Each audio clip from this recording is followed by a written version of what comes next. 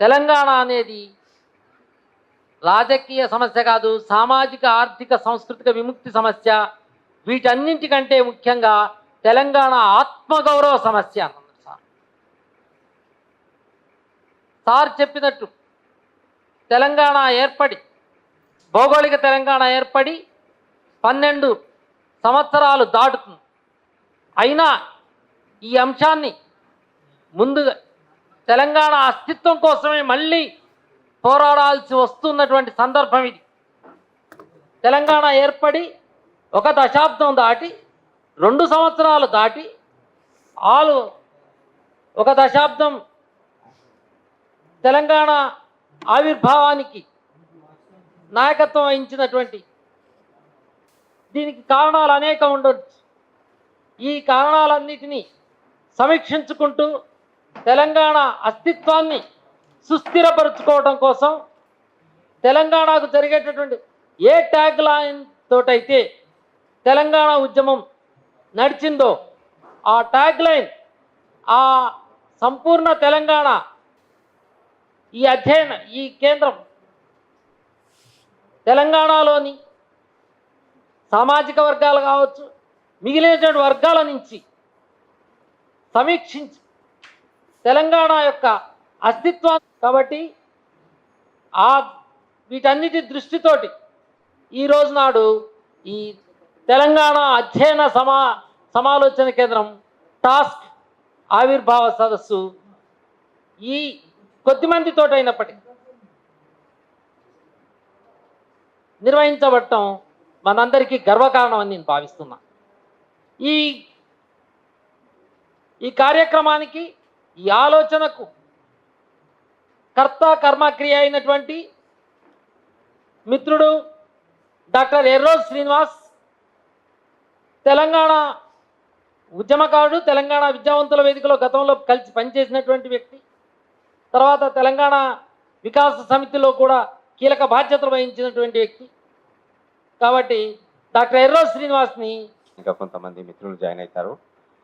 ముఖ్యంగా ఈ సమావేశాన్ని ప్రారంభించే ముందు సమావేశాన్ని ఈ సంస్థ ఎందుకు ఏర్పాటు చేయవలసింది అనే అంశంలో 1-2 మాటలు చెప్పి కార్యక్రమంలోకి వెళ్ళిపోదాం. తెలంగాణ రాష్ట్రం ఏర్పడ్డ తర్వాత తెలంగాణ ఉద్యమకారుల ప్రజల ఆకాంక్ష నెరవేరింది, మేము కాస్త రిలాక్స్ అయ్యి ఇక రాష్ట్రం వచ్చిందనే ఒక ఆనందాన్ని ఆస్వాదిద్దామని ఉంటున్న సమయంలో ఒక రాజకీయ కుట్ర జరిగింది. ఏంటి అంటే, కొత్తగా వచ్చిన తెలంగాణ ప్రభుత్వాన్ని అస్థిరపరచడానికి ఒక కుట్ర జరిగితే అది స్టింగ్ ఆపరేషన్ జరిగి ఛానల్స్లో లైవ్గా దొరికిన తర్వాత తెలంగాణ ఉద్యమకారులందరూ కూడా ఒక్కసారిగా మళ్ళీ అలజడికి లోనయ్యారు. ఇన్ని దశాబ్దాల పోరాటం తర్వాత వచ్చిన తెలంగాణ కూడా మళ్ళీ అస్థిరత్వానికి గురయ్యే ప్రమాదం ఉందని చెప్పి అప్పుడు ఉద్యమకారులంతా కూర్చొని మేము ఒక వేదికను ఏర్పాటు చేసుకొని 10 ఏళ్ల తర్వాత మళ్ళీ మన రాష్ట్రంలో ఆంధ్రప్రదేశ్ డీప్ స్టేట్ యాక్టివిటీస్ మొదలైనవి. ఈ డీప్ స్టేట్ యాక్టివిటీస్ గత 2 సంవత్సరాలుగా తెలంగాణ అస్తిత్వాన్ని బాగా దెబ్బతీసే స్థాయిలో పనిచేస్తున్నాయి. వీటన్నిటినీ తెలంగాణ ప్రజలకి తెలియజేసి నిత్య చైతన్యంలో ఉంచి తెలంగాణకు రావాల్సిన వనరులు, వారి వనరులు కనీసం వాళ్ళు వినియోగించుకునే పరిస్థితిని కూడా దెబ్బతీసే విధంగా మన పైన బయట నుంచి శక్తులు పనిచేస్తున్నాయి. మన అంతర్గత ఐక్యతను దెబ్బతీసే అజ్ఞాత శక్తులు ఇవాళ తెలంగాణ సమాజాన్ని అతలాకుతలం చేస్తున్నాయి. అవి సోషల్ మీడియాను వాడుతున్నాయి, అబద్ధాలను వాడుతున్నాయి, ప్రజల్ని అనైక్యం చేస్తున్నాయి. ఇట్లాంటి సందర్భంలో ఒక అభివృద్ధికి అలాగే ఆధునికతకు చిహ్నంగా మారుతున్న తెలంగాణను మళ్ళీ వెనుకకు తీసుకుపోయే పరిస్థితి కనిపిస్తుంది. అట్లాంటి సందర్భంలో ఒక అధ్యయన కేంద్రం అవసరమని మిత్రులందరూ కూడా ప్రతిపాదించినారు. ఈ అధ్యయన కేంద్రం నిరంతరం తెలంగాణకు జరుగుతున్న అన్యాయాన్ని, తెలంగాణకి కేంద్రం రాష్ట్ర సంబంధాలకు మధ్య జరుగుతున్న గ్యాప్స్ని, తర్వాత తెలంగాణలో జరగవలసిన సామాజిక ఆర్థిక అభివృద్ధిని అధ్యయనం చేసి ప్రజలకు తెలియజేసి ప్రభుత్వాలకు తెలియజేసి మన రాష్ట్రాన్ని మనం ఒక ఐక్యంగా అభివృద్ధి పదంలో ప్రజలందరికీ కూడా తెలంగాణ రాష్ట్ర ఫలాలు అందే విధంగా కృషి చేయడం కోసం ఈ వేదికను, ఈ కేంద్రాన్ని మనం ప్రారంభించుకోవడం జరుగుతుంది. ఈ ప్రారంభించే క్రమంలో ముందుగా ఈ తెలంగాణ అధ్యయన సమాలోచన కేంద్రం టాస్క్గా పిలుచుకుంటున్నాం దీన్ని షార్ట్గా. ఈ టాస్క్ యొక్క లోగోను ఆవిష్కరించవలసిందిగా పెద్దలు శ్రీ టంకసాల అశోక్ గారిని కోరుతున్నాం. మిత్రులందరూ కూడా జాయిన్ కావాలి.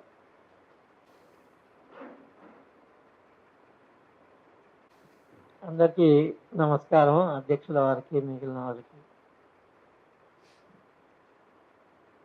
ముందు మాట్లాడుతూ సురేష్ గారు, అట్లనే శ్రీనివాస్ గారు రెండు గమనించదగ్గ మాటలు అన్నారు.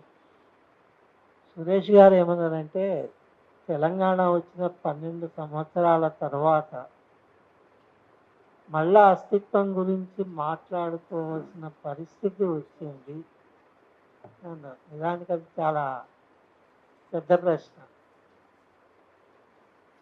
ఎందుకు వచ్చింది ఆ పరిస్థితి అన్నది. దాని వెనువంట ఉండే ప్రశ్న, ఆ సమస్యను ఎదుర్కోవడానికి ఏం చేయాలి అనేది దాని వెనువంట ఉండే ప్రశ్న. తర్వాత శ్రీనివాస్ గారు మాట్లాడుతూ తెలంగాణ వచ్చింది కదా, ఈ ఆనందాన్ని, ఈ అభివృద్ధిని ఆస్వాదిద్దాము అని అనుకుంటే, అంటే అట్లా అనుకోవడం ఒక ఆయన విషయం కాదు, మొత్తం తెలంగాణ ప్రజలకు సంబంధించిన విషయం. అట్లా భావిస్తుంటే, అట్లా ఆశిస్తుంటే మళ్ళా అందుకు భంగకరమైన పరిస్థితులు ఏర్పడుతున్నాయి అని ఒక మాట అన్నారు.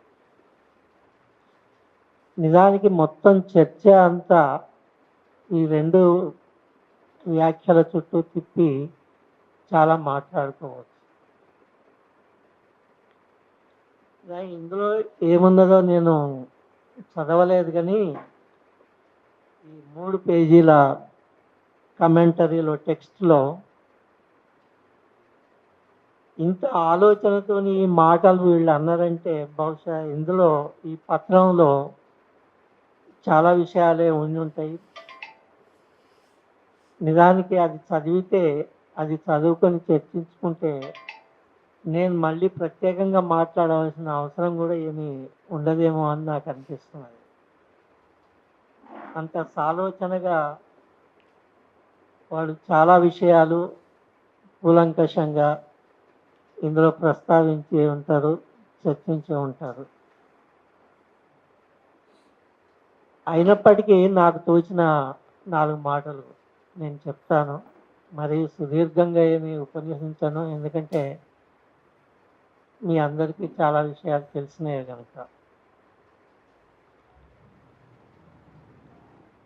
అయితే వీరన్నట్టు నిజానికి 12 ఏళ్ల తర్వాత అస్తిత్వం గురించి ఎందుకు మాట్లాడుకోవాల్సి వస్తున్నది, ఎందుకు మాట్లాడుకుంటున్నారు?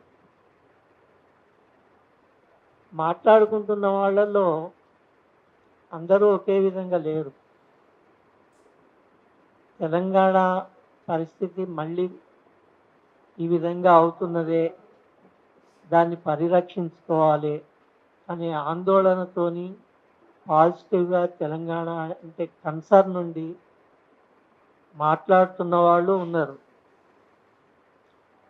అదే సమయంలో వేరే వాళ్ళు కూడా ఉన్నారు, వాళ్ళు కూడా అస్తిత్వం గురించే మాట్లాడుతున్నారు. కానీ వాళ్ళు ఈ అస్తిత్వానికి వ్యతిరేకమైన వాళ్ళు. తెలంగాణ అనేది తన అస్తిత్వాన్ని మర్చిపోవాలి, మళ్ళా ఎందుకు గుర్తు చేసుకుంటున్నది అని సవాల్ చేస్తున్నవాళ్ళు. అట్లా మాట్లాడుకోవాల్సిన అవసరం లేదు అని అంటున్న వాళ్ళు ఉన్నారు. వాటితో పాటు ఇంకొక సెక్షన్ కూడా ఉన్నది. వీళ్ళందరూ అస్తిత్వం గురించి మాట్లాడుతున్నారు, అనుకూలంగా వ్యతిరేకంగా. ఇదొక భావజాల ఘర్షణ లాంటిది ఈ దశలో. 12 ఏళ్ల తర్వాత కనిపిస్తున్న, మరొకసారి కనిపిస్తున్న భావజాల ఘర్షణ లాంటిది ఈ వేరువేరు వర్గాల మధ్య. కనుక మనం దీన్ని అర్థం చేసుకుని కేవలం మన అభిప్రాయాలను చెప్పడమే కాకుండా ఎదుటి వారి అభిప్రాయాలను కేవలం నిందించడము, ఘర్షించడము కాదు, ఒక పద్ధతి ప్రకారం వాటిని ఎట్లా ఎదుర్కోవాలి, ఎట్లా నెగేట్ చేయాలి అనేది ఆలోచించవలసిన అవసరం ఉన్నది. ఇది చాలా ఓపికగా సిస్టమేటిక్గా జరగవలసిన పని భావజాలానికి సంబంధించి. ఉద్యమ కాలంలో జయశంకర్ సారు భావజాల వ్యాప్తి గురించి మాట్లాడిండ్రు, మనందరికీ తెలిసిన విషయమే. భావజాల వ్యాప్తి జరగాలి అన్న సూత్రాన్ని ప్రతిపాదించిందే ఆయన. ఆ ప్రకారమే తెలంగాణలో ఉద్యమకారులందరూ కూడా కృషి చేశారు. ఇప్పుడు కూడా ఈ భావజాల ఘర్షణ కూడా మళ్ళీ భావజాల వ్యాప్తి కోసం అవసరం అవుతున్నది కనుక అది ఎట్లా జరగాలి, వేరు వేరు వర్గాల్లోకి ఎట్లా జరగాలి, అది పట్టణవాసులు కావచ్చు, గ్రామస్తులు కావచ్చు, వేరు తరగతుల తెలంగాణ ప్రజలు కావచ్చు, వీళ్ళందరిలోకి ఈ భావజాల వ్యాప్తి తిరిగి ఎట్లా జరగాలి అనేది ఆలోచించవలసిన అవసరం ఉన్నది. ఎందుకంటే ఒక్కోసారి ఈ వ్యతిరేకుల మాట్లాడే మాటలు లేదా వాళ్ళు చెప్పే లాజిక్ను కొందరు కాకపోతే కొందరైనా అమాయకంగా నిజమే కదా అని నమ్మే ప్రమాదం కూడా ఉంటుంది. అది కూడా మనం గ్రహించాలి. తెలంగాణ రాగానే తెలంగాణ అస్తిత్వం అనే ఇష్యూ ముగిసిపోయింది కాదు. ఇది ఒక శాశ్వతమైన మౌలికమైన ఇష్యూ కనుక ఇది నిరంతరం స్పృహలో ఉంచుకొని వ్యాప్తి చేయదగ్గదే, గుర్తుంచుకోవాల్సిందే అనే విషయం వాళ్ళకు తెలియజెప్పవలసిన అవసరం ఈ ప్రమాదాన్ని గుర్తించిన వాళ్ళ మీద, ఈ అవసరాన్ని గుర్తించిన వాళ్ళ మీద కూడా ఉంటుంది. అట్లా జరగాలని అన్నది నా అభిప్రాయం. పోతే అసలు అస్తిత్వం అంటే ఏమిటి అనే క్లారిటీ మనకు చాలామందికి లేదు. అస్తిత్వం అనేది మనం స్థూలంగా మాట్లాడుతున్నాం, కానీ అసలు అస్తిత్వం అంటే ఏమిటి? ఈ చర్చ అస్తిత్వం అని ఉద్యమ కాలం అంతా వాడినాం, కానీ అప్పుడు ఉద్యమ లక్ష్యాలేమిటి, తెలంగాణ సమస్యలు ఏమిటి అనే వాటి మీద ఫోకస్ చేసి వాటి మీదనే దృష్టి కేంద్రీకరించి మాట్లాడినాం. ఎందుకంటే అవి ప్రాక్టికల్ అవసరాలు. సమస్యలు ఏమిటి, వాటిని ఎదుర్కోవడం ఎట్లా, తెలంగాణ రాష్ట్రాన్ని సాధించడం ఎట్లా అనేవి ప్రాక్టికల్ ఇష్యూస్. కాబట్టి ఉద్యమాలు జరిగినప్పుడు ఎప్పుడైనా ప్రాక్టికల్ ఇష్యూస్ మీద ఫోకస్ ఉన్నంతగా సైద్ధాంతిక చర్చల మీద, కాన్సెప్ట్స్ మీద ఉండదు. కనుక అప్పుడు అస్తిత్వం అని అయితే అన్నాం, కానీ అసలు అస్తిత్వం అంటే ఏమిటి, అందులోకి ఏమేమి వస్తాయి అనే కాన్సెప్చువల్ డిస్కషన్ అనేది ఆ పీరియడ్లో జరగలేదు. సరే, ఇప్పుడు 12 సంవత్సరాల తర్వాత ఇప్పుడు భౌగోళిక తెలంగాణ సాధించుకోవడం అనే లక్ష్యం అయితే నెరవేరింది. కాబట్టి అట్లనే ఇప్పుడు కొంత ప్రశాంతంగా విషయాలను ఆలోచించి ప్రమాదాలను ఎదుర్కోవాల్సిన అవసరం ఉన్నది. కాబట్టి అస్తిత్వం అంటే ఏమిటి అనే అవగాహన మనకు ఉండడం అవసరం, ఆ కాన్సెప్ట్, ఆ థియరీ గురించి. అస్తిత్వం అనే దాంట్లో 2 కాంపోనెంట్స్ ఉంటాయి, 2 ఆస్పెక్ట్స్ ఉంటాయి. ఒకటి ఉనికి, అసలు అంటే ఎగ్జిస్టెన్స్, ఫిజికల్ ఎగ్జిస్టెన్స్ అనేది ఒకటి, అది ప్రైమరీ. దాని తర్వాత దాని మనుగడ, అంటే అది వర్ధిల్లడము, ముందుకు పోవడము, ప్రోగ్రెస్ కావడము అనేది 2 ఆస్పెక్ట్. ఇది ఒక తెలంగాణ విషయంలోనే కాదు, ఎప్పుడైనా ఎక్కడైనా ఉండేది. ఇప్పుడు మామూలు ఒక చిన్న ప్రాణి, ఒక చీమనే తీసుకోండి, లేకపోతే సృష్టి మొదట్లో వచ్చిన ఒక అమీబాబునే తీసుకోండి, లేకపోతే ఒక చిన్న మొక్కనే తీసుకోండి, ఒక కొండ రాయినే తీసుకోండి. ప్రాణులే కానక్కర్లేదు, దేనికైనా సరే ఉనికి అనేది ఒకటి ఉంటుంది, దాని మనుగడ అనేది ఒకటి ఉంటుంది. ఇది సర్వకాల సర్వావస్థలలో సృష్టిలో అన్నిటికీ వర్తించే విషయం. ఇదే తెలంగాణకు కూడా వర్తిస్తుంది. తెలంగాణ ఉనికి అంటే ఇప్పుడు 2014లో తెలంగాణ వచ్చింది కాబట్టి తెలంగాణ ఉనికి అనేది ఒకటి సుస్థిరమైంది. ఉనికితో పాటు రెండోది దాని మనుగడ, అంటే సుభిక్షంగా ఉండడము, ముందుకు పోవడము. ఆ ప్రాంతంలోని అన్ని వర్గాల ప్రజలే కాదు, తెలంగాణలో ఉన్న చెట్టు చేమ కొండ జంతువు పక్షి ప్రతిదీ, ఎన్విరాన్మెంట్, నీళ్లు, ప్రతిదీ మనుగడకు సంబంధించిన విషయమే. తెలంగాణ సంస్కృతి కూడా మనుగడకు సంబంధించిన విషయమే. తెలంగాణ ఆలోచనాధారలు ఇవన్నీ కూడా మనుగడ అనే దాంట్లోకే వస్తాయి.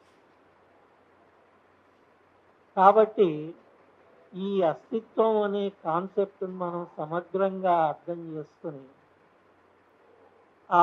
అది కూడా భావజాలంలో భాగాన్ని చేసి అందరికీ గుర్తింపు తీసుకెళ్ళడం అవసరం.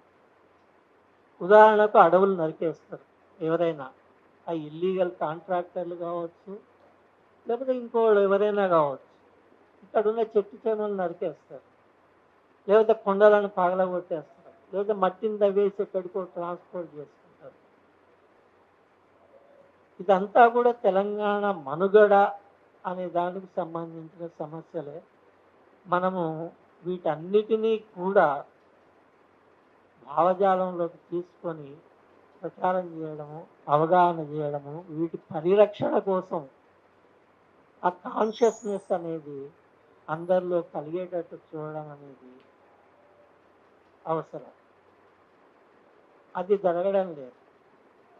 తెలంగాణ అంటే తెలంగాణ రాష్ట్రం వచ్చింది కదా, ఒక రాజధాని వచ్చింది కదా, ఆంధ్రులు వెళ్ళిపోయారు కదా, ఇప్పుడు మన పరిపాలన మనం చేసుకుంటున్నాం కదా, ఏదో కొంత అభివృద్ధి కొంత సంక్షేమం జరుగుతున్నది కదా, అంతటితోనే అంతా మన టాస్క్ అంతా, మన బాధ్యత అంతా, తెలంగాణ ప్రజల బాధ్యత, తెలంగాణ ఆలోచన పరుల బాధ్యత, తెలంగాణ మీడియా బాధ్యత, తెలంగాణ అందరి బాధ్యత అంతటితోనే అయిపోయింది అని రిలాక్స్డ్గా ఉండడం. నిజానికి అది జరిగింది కాబట్టే ఇప్పుడు శ్రీనివాస్ గారు అన్న మాటలో కూడా తెలంగాణ వచ్చింది కదా, కొంత ఆస్వాదిద్దాం అనుకుంటే ఇది వచ్చింది అని ఆయన అన్నారు. కనుక ఆస్వాదించడం అనేది ఒకవైపు జరుగుతూనే అస్తిత్వం అనే దృష్టి, దాని పరిరక్షణ అనే దృష్టి ఒక నిరంతర ప్రవాహం, కంటిన్యూస్ ఫ్లో. అది తెలంగాణ అనే నేల ఉన్నంతకాలం, ఈ పర్యావరణం ఉన్నంతకాలం శాశ్వతంగా అట్లుంటుంది. అది మన జనరేషన్తో అయిపోదు, ఎన్ని జనరేషన్లు అయిపోయినా అది అయిపోదు, అది శాశ్వత స్థితి. కాబట్టి ఆ స్పృహ అనేది కూడా కలిగితేనే మనకు అస్తిత్వ స్పృహ కలిగినట్టు.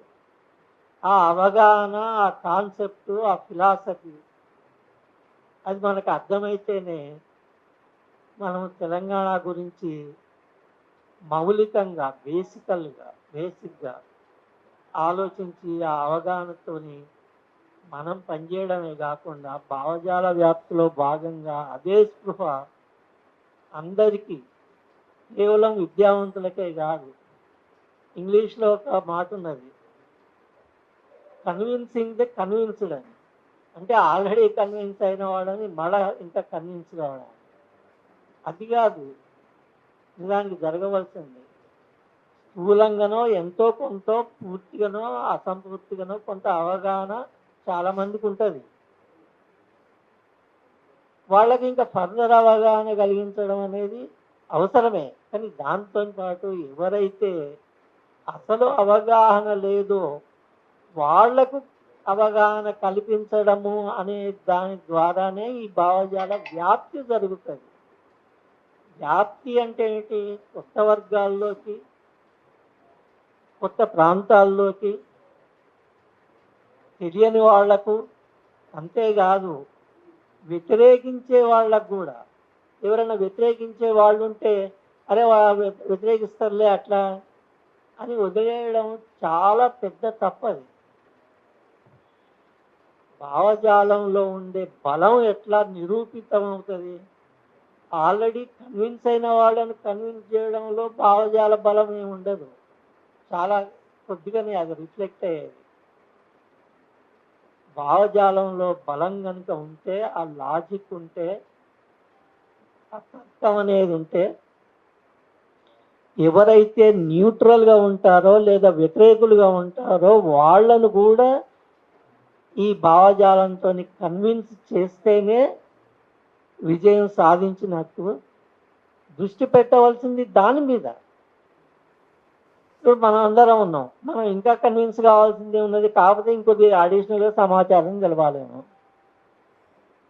కానీ అదేమి తెలియని వాళ్ళను కూడా ఈ పరిధిలోకి రప్పించగలిగితే కదా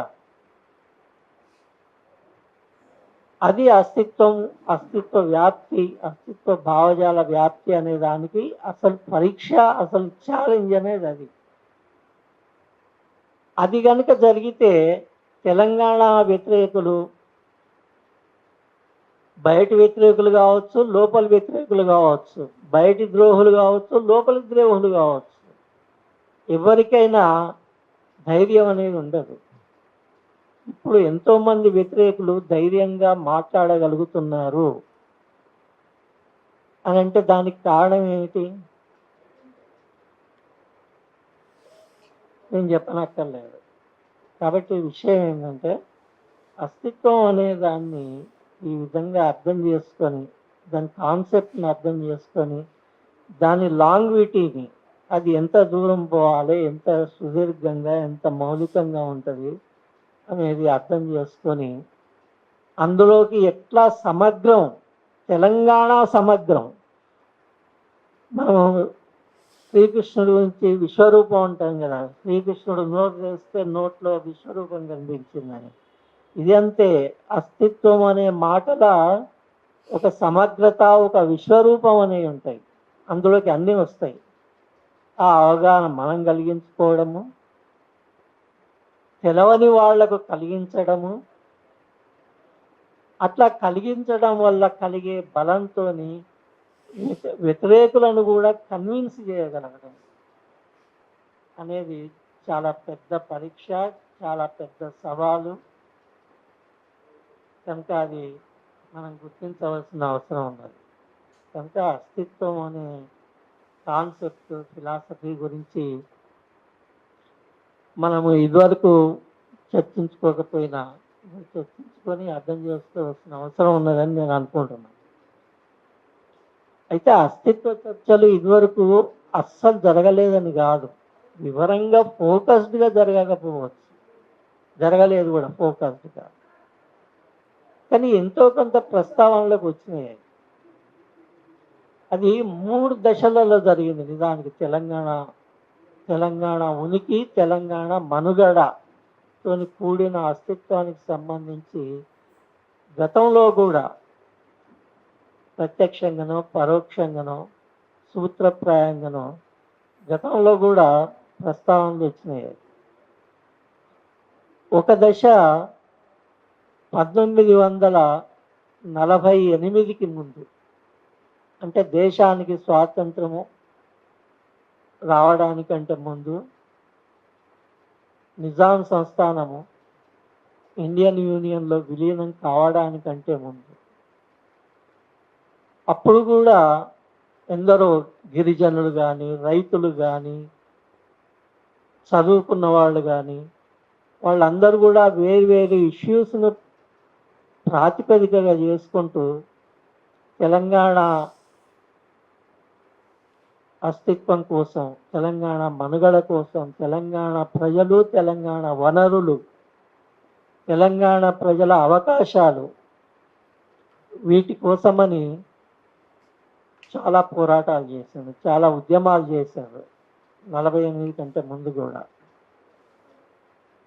అయితే అదంతా చారిత్రక దశ కనుక నేను ఆ వివరాల్లోకి పోను.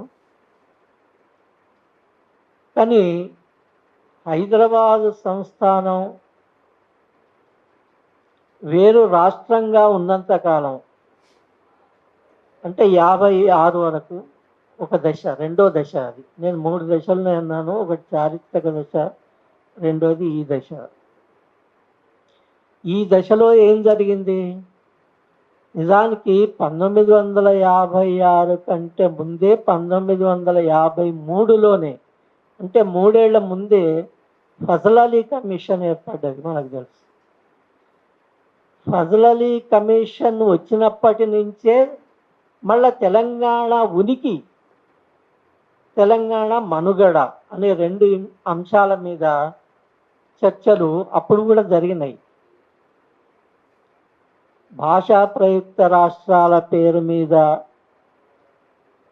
హైదరాబాదును, వేరే రాష్ట్రంగా ఉన్న హైదరాబాదును ఆంధ్ర రాష్ట్రంలో విలీనం చేయడము అంటే తెలంగాణ తన ఉనికిని కోల్పోయే ప్రమాదం అన్నమాట. అంటే అది ఉనికికి సంబంధించిన సమస్య. మనుగడ, దానికి తోడుగా అస్తిత్వంలో రెండో ఆస్పెక్ట్ అయిన మనుగడ కూడా అప్పుడు తెలంగాణ వాళ్ళకు ఆందోళన కలిగేటట్టు చేసింది. ఎందుకంటే తెలంగాణను తీసుకుపోయి ఆంధ్రాలో కలిపితే రాగల ప్రమాదాలు ఏమిటి? తెలంగాణ ప్రజలకు, తెలంగాణ నీళ్లకు, తెలంగాణ భూమికి, తెలంగాణ ఉద్యోగులకు, తెలంగాణ చదువులకు. సరే, ఒకవేళ సుదీర్ఘంగా మాట్లాడితే చేస్తాను. వీటన్నిటికీ రాగల ప్రమాదం ఏమిటి అనేది అప్పటికే ఎందరికో ఆందోళన కలిగించింది. కాబట్టి 1953 నుంచే, అంటే విలీనం జరగడానికంటే 3 ఏళ్ల ముందు నుంచే ఆ కాలం అంతా ఇదే అస్తిత్వ సంఘర్షణ దశ అయింది. తెలంగాణ ఉనికి, తెలంగాణ మనుగడ, 2 అంశాలు కూడా. అది రెండో దశ. అప్పుడు ఏమేం జరిగిందన్నది మీకు అందరికీ తెలిసిందే, రికార్డులలో కూడా ఉన్నది. సరే, చివరికి విలీనం ఎందుకు జరిగింది, ఎట్లా జరిగింది, తెర వెనుక కథ ఏంటి, తెర ముందు కథ ఏంటి, ఇక ఇవన్నీ చాలా ఉన్నాయి. అవన్నీ చాలామంది రాసినాయి, మీకు అందరికీ తెలిసిందే. ఇక మూడవ దశ 1956 నుంచి, అంటే విలీనం దశ నుంచి. ఆ మూడవ దశ అనేది 1956 నుంచి 2014 వరకు 58 సంవత్సరాల సుదీర్ఘమైన దశ అది. ఈ 58 సంవత్సరాల కాలంలో తెలంగాణ ఉనికి, తెలంగాణ మనుగడ కోసం ఆ రెండిటితోని కలిపి చూసే అస్తిత్వం, ఎందుకంటే మనం ఇప్పుడు అస్తిత్వం గురించి మాట్లాడుకుంటున్నాం కనుక, అస్తిత్వం అనే దానికి సంబంధించి 58 సంవత్సరాల పాటు ఏమేమి జరిగింది అనేది మనందరికీ తెలిసిన విషయం. దానికి ప్రత్యేకంగా ఇక్కడ నేను చెప్పదలుచుకోలేదు. కానీ అదే సమయంలో ఇదే దశకు సంబంధించి గుర్తించాల్సిన విషయం ఒకటి ఉన్నది. ఆ చర్చ సామాన్యంగా జరగడం లేదు. అది ఏమిటంటే, ఒకటి మనకు జనరల్గా తెలిసిన విషయం ఏమిటి, పెద్ద మనుషుల ఒప్పందం ఉల్లంఘన జరిగింది, దానిపైన ఆందోళన జరిగింది. తెలంగాణ అభివృద్ధి బోర్డు వేసిండ్రు, కానీ దాన్ని ఎందుకు పనికి రాకుండా చేసిండ్రు, దాని మీద నిరసనలు వచ్చినాయి. దాని తర్వాత ముల్కీ ఉద్యమం జరిగింది. దాని తర్వాత మొదటి దశ ప్రత్యేక తెలంగాణ ఉద్యమం జరిగింది. దాని తర్వాత మలి దశ ఉద్యమం జరిగింది. ఇవన్నీ మనకు తెలిసినాయి. అయితే ఇది కాక మరొక ఆస్పెక్ట్ ఉన్నది ఇదే దశకు సంబంధించి. అవి సామాజికోద్యమాలు, ఆర్థికోద్యమాల చరిత్ర. మనం ఎక్కువ ఈ ఉద్యోగులు, ఉద్యోగాలు, చదువులు, రాజకీయ హామీలు, వాటి ఉల్లంఘనలు, నీళ్ళు ఇవి మాట్లాడుతున్నాం. అవి చాలా అవసరము, చాలా ముఖ్యమైనవి. కానీ అంతే ముఖ్యంగా గుర్తించవలసిన, అంటే ఎప్పుడైనా మనం తెలంగాణ చరిత్రను అర్థం చేసుకోవాలనుకున్నా, తెలంగాణ ఉనికి, తెలంగాణ అస్తిత్వం అనేదాన్ని అర్థం చేసుకున్నా ఇంకొంత సమగ్రమైన దృష్టి తీసుకోవాల్సిన అవసరం ఉన్నది. అది మనం తీసుకోవడం లేదు, తీసుకోవాల్సిన అవసరం ఉన్నది. అదేంటంటే ఉద్యమాలు, అంటే విలీనంతో సంబంధం లేని ఉద్యమాలు. ఇప్పుడు నక్సలైట్ ఉద్యమం జరిగింది, దళిత ఉద్యమాలు జరిగినాయి, బీసీ ఉద్యమాలు జరిగినాయి, మహిళల ఉద్యమాలు జరిగినాయి. ఇవన్నీ సామాజిక ఉద్యమాలే. నక్సలిజం కూడా సామాజిక, ఆర్థిక, రాజకీయ ఉద్యమమే.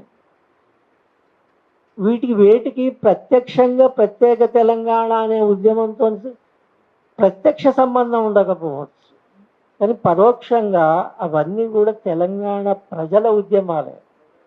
తెలంగాణ ప్రజలు ఆర్థికంగా ఎట్లా బాధలు అనుభవించారు, సామాజికంగా ఎట్లా బాధలు అనుభవించారు విచక్షణ, సాంస్కృతికంగా ఎట్లా అనుభవించారు, సామాజిక అంతరాల రీత్యా, వివక్షల రీత్యా, విచక్షణల రీత్యా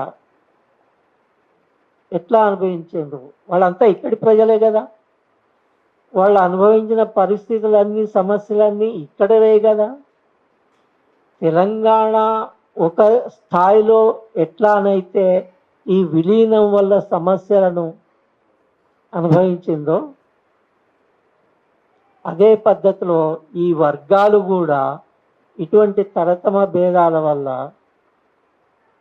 బయటి జోక్యాల వల్ల, కొంత కాళోజీ అన్నట్టు ఇక్కడి వాళ్ళే చేసే ద్రోహం వల్ల కొంత ఎట్లా సమస్యలను అనుభవించిందో ఈ వర్గాలన్నీ మనకు తెలుసు.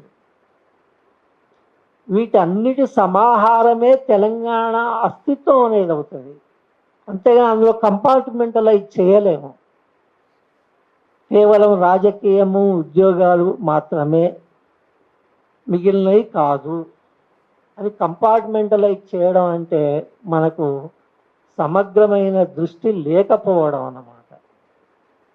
సమగ్రమైన దృష్టి ఉంటేనే అస్తిత్వానికి సరైన పునాదులు అనేవి ఉంటాయి, సరైన నిర్మాణం అనేది ఉంటుంది. ఆ సమగ్రత ఉంటేనే ఆ నిర్మాణం నిలబడుతుంది, ఆ పునాదులు కూడా గట్టిగా నిలబడతాయి.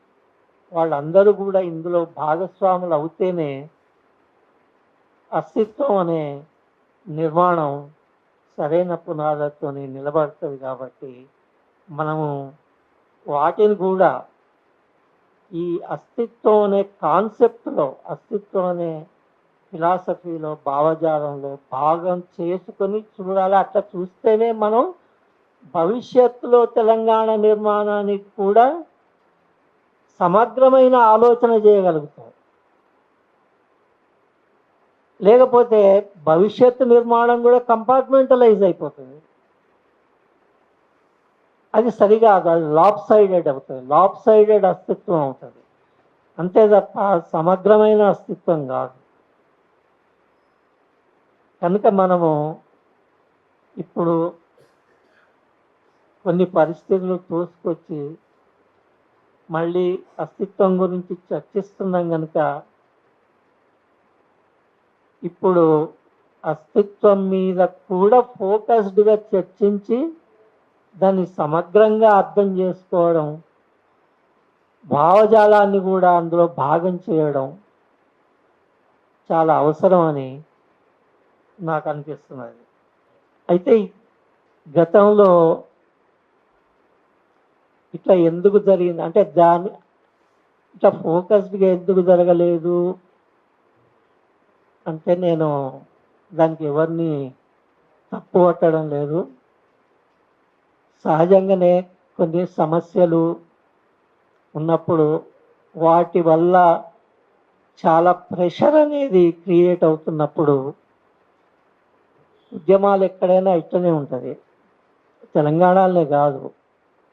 కాబట్టి అప్పుడు కాన్సెప్చువల్ చర్చ ఎందుకు జరగలేదు, తెలంగాణ అస్తిత్వం గురించి దానికి సమగ్రత ఎందుకు రాలేదు అంటే ఉద్యమకారులను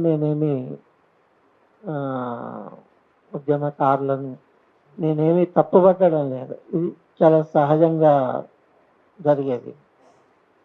ఉదాహరణకు నేను భారత స్వాతంత్రోద్యమం గురించి చెప్తాను. భారత స్వాతంత్రోద్యమం కూడా ఒక విశాలమైన ప్రాతిపదిక మీద కొన్ని విశాలమైన లక్ష్యాల కోసం జరిగిన ఉద్యమం అది. మరి అందులో భాగంగా స్వయంగా గాంధీనే సంస్కరణ ఉద్యమాలు, కొన్ని సంస్కరణలను, సంస్కరణ ఏజెండాలను ఆయనే ప్రపోజ్ చేశాడు.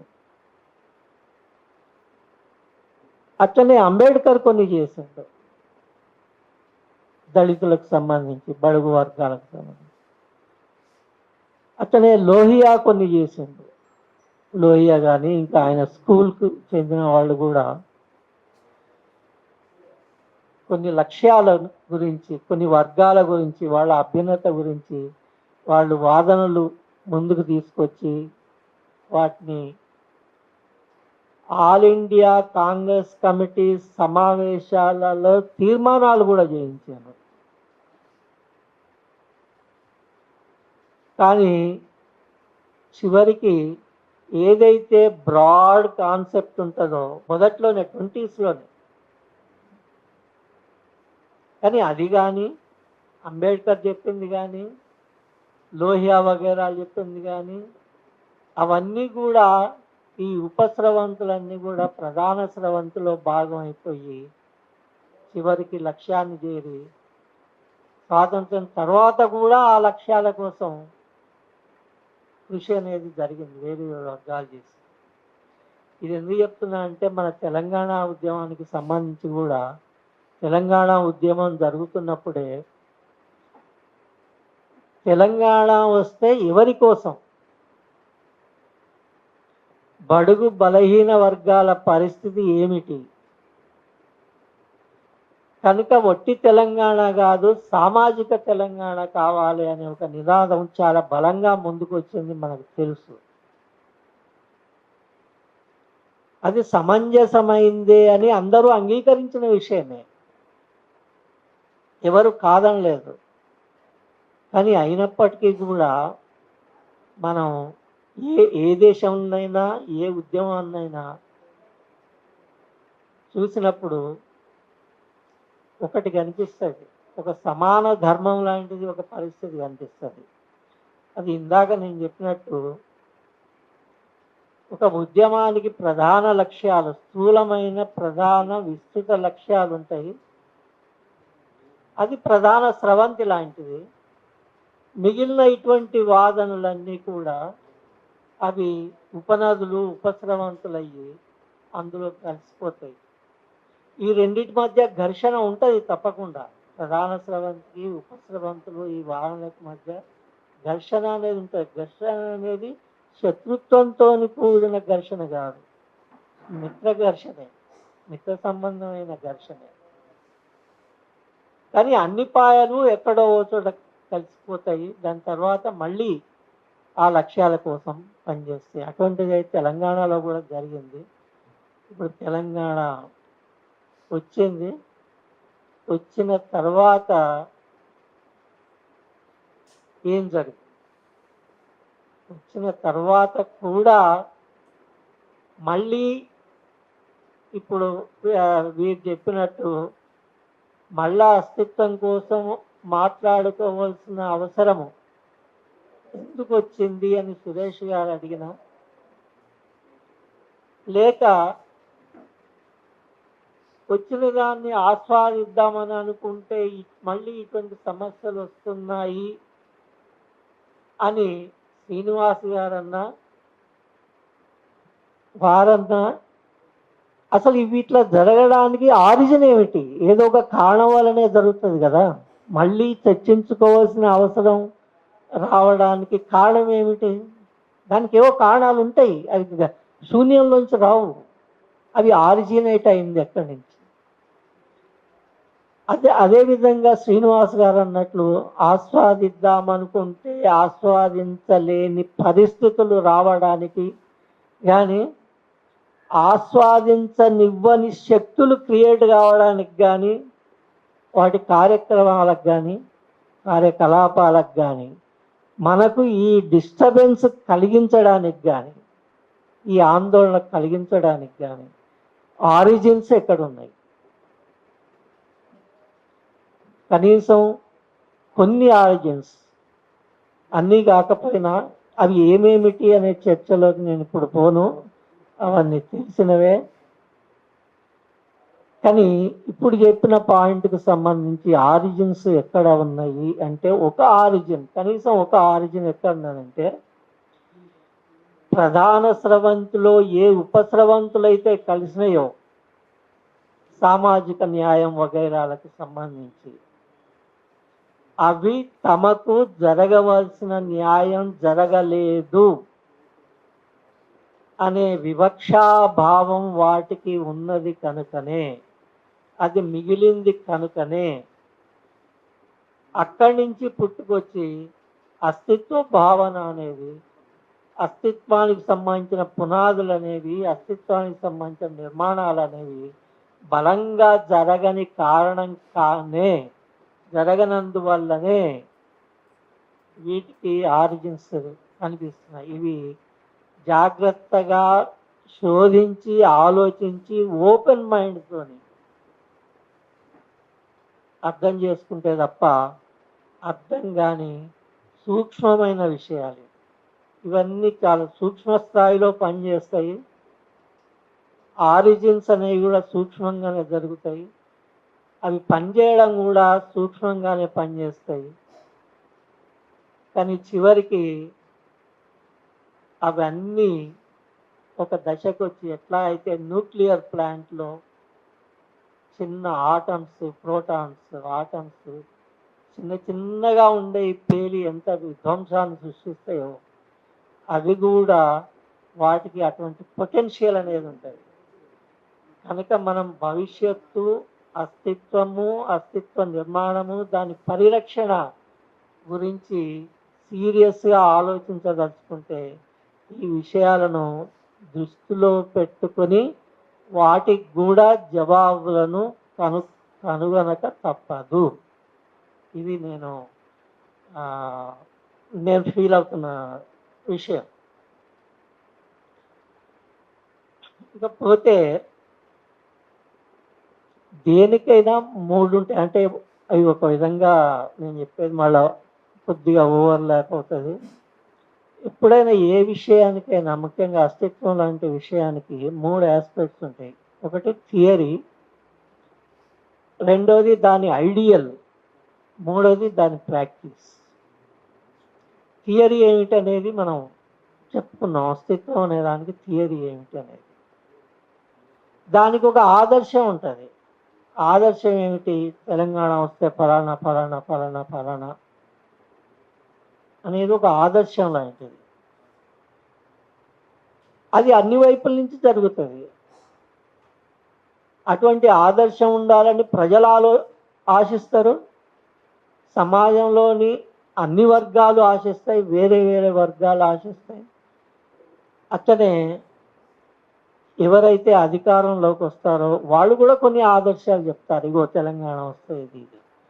ఇట్లా 3 వైపుల నుంచి ఆదర్శాలు అనేవి రిఫ్లెక్ట్ అవుతుంటాయి.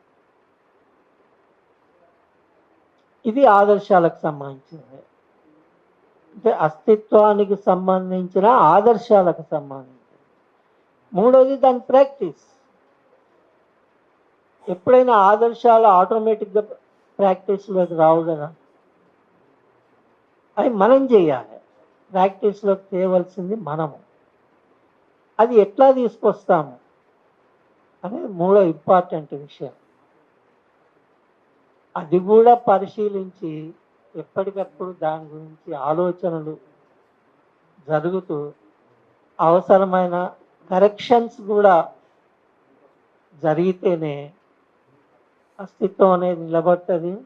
అస్తిత్వ పునాదులు కానీ, అస్తిత్వ నిర్మాణం కానీ,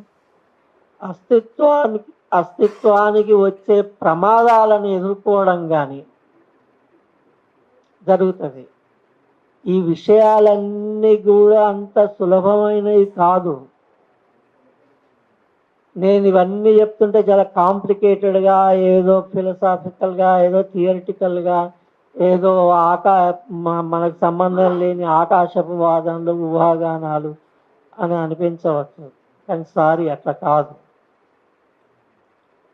ఒక సమాజము, ఒక దేశము, ఒక వ్యవస్థ, ఒక పరిపాలన, సామాజిక చైతన్యము, ఒక కాన్సెప్ట్ అనేవి చాలా హెవీ సబ్జెక్ట్స్, చాలా కాంప్లికేటెడ్ సబ్జెక్ట్స్. చాలా జాగ్రత్తగా ఆలోచించుకొని చేస్తేనే ఇంతవరకు కోరుకున్న లక్ష్యాలు నెరవేరడం కానీ, ముందు ముందు ప్రమాదాలు రాకుండా ఉండడం కానీ జరుగుతుంది. ఇన్సూరెన్స్ అన్నమాట. ఈ అవగాహన, ఆచరణే అస్తిత్వానికి ఇన్సూరెన్స్ అవుతుంది. లేకపోతే ఇన్సూరెన్స్ లేని కారో, మనిషో ఏ ప్రమాదాన్నైనా ఎదుర్కోవచ్చు. అది ఒక క్షణంలో జరిగిపోవచ్చు. ఒక క్షణంలో యాక్సిడెంట్ అయి మనిషి చచ్చిపోవచ్చు. ఒక ఆకస్మికంగా వచ్చే సామాజిక పరిణామం వచ్చి అంతా తలకిందులైపోవచ్చు. నక్సలైట్ ఉద్యమం ఏమైంది మనకు తెలుసు. 47లో స్వాతంత్రం వస్తే 20 ఏళ్ళు గడవగానే 67లో నక్సలైట్ ఉద్యమం మొదలవుతే 50 ఏళ్ళు గడిచిపోయిన తర్వాత ఇప్పటికీ అది పూర్తి కాలేదు అని అంటే అదంతా ఏంది? ఒక చిటికెలో జరిగిపోయిన విషయం, దీర్ఘకాలం కొనసాగుతున్న విషయం.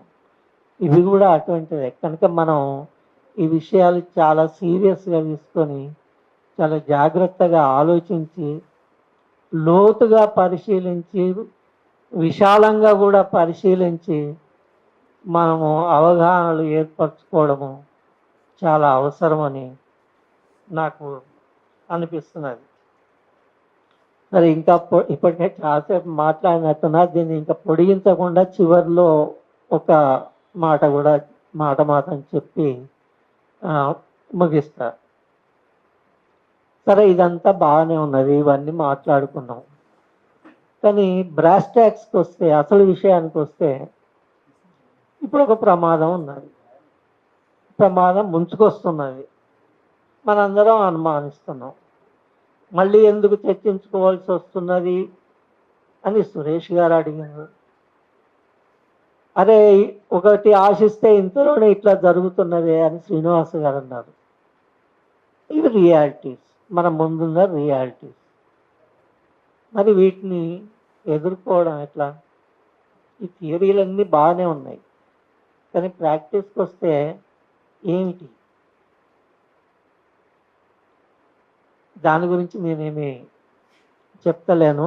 కానీ నా అభిప్రాయం ఏంటంటే, చెయ్యడం ఏమిటి, అస్తిత్వానికి ఏ ఏ విధాలుగా ముప్పు ముంచుకొస్తున్నది, వేరు వేరు విషయాలు, ఏదో ఒకటి కాదు, ఎంటైర్ స్పెక్ట్రమ్, ఏ ఏ విధాలుగా ముంచుకొస్తున్నది, దాని గురించి ఏమి చెయ్యాలి, ప్రాక్టికల్గా ఏమి చెయ్యాలి అనే దాని మీద ఒక వర్క్షాప్ లాంటిది జరిగి, దానికి కొంత టైం ఇచ్చి, ఇట్లా వర్క్షాప్ జరుగుతుంది అని ఆలోచించే వాళ్ళందరికీ, సీరియస్ వాళ్ళకు, సిన్సియర్ వాళ్ళకు చెప్పి ఒక వర్క్షాప్ నిర్వహించి, దాని ఆధారంగా ఒక ప్రోగ్రాం నిర్ణయించుకొని ముందుకు పోవడం అవసరమని నాకు అనిపిస్తున్నది.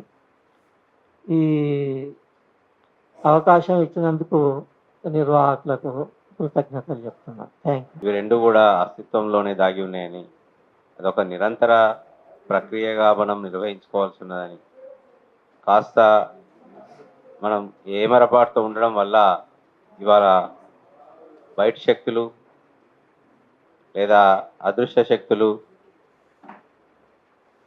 తెలంగాణ అస్తిత్వం మీద దాడి చేస్తున్నాయని సారు సవివరంగా ఉదాహరణలతో సహా 3 పేజెస్లో ఎట్లా జరిగింది, ఇప్పుడు జరుగుతున్న అస్తిత్వ చర్చకు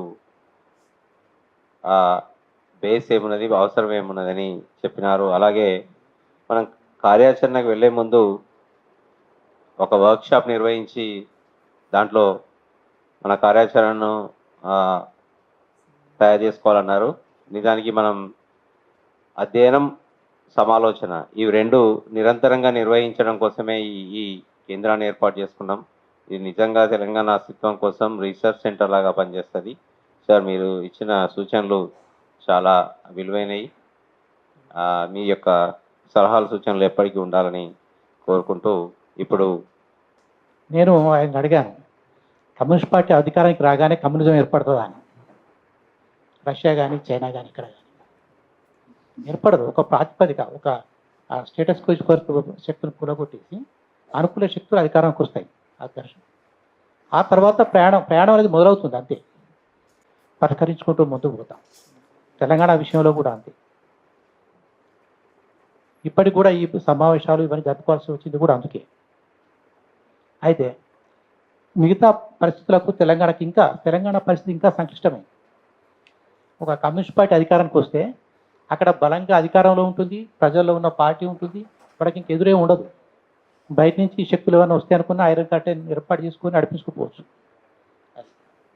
అదేవిధంగా మనకు ఇప్పుడు దేశానికి స్వాతంత్రం వచ్చినప్పుడు చూస్తే ఉద్యమం సమయం నుంచి కూడా బ్రిటిష్ వాళ్ళు కౌంటర్ మూవ్మెంట్స్ ఏం జరపలేదు.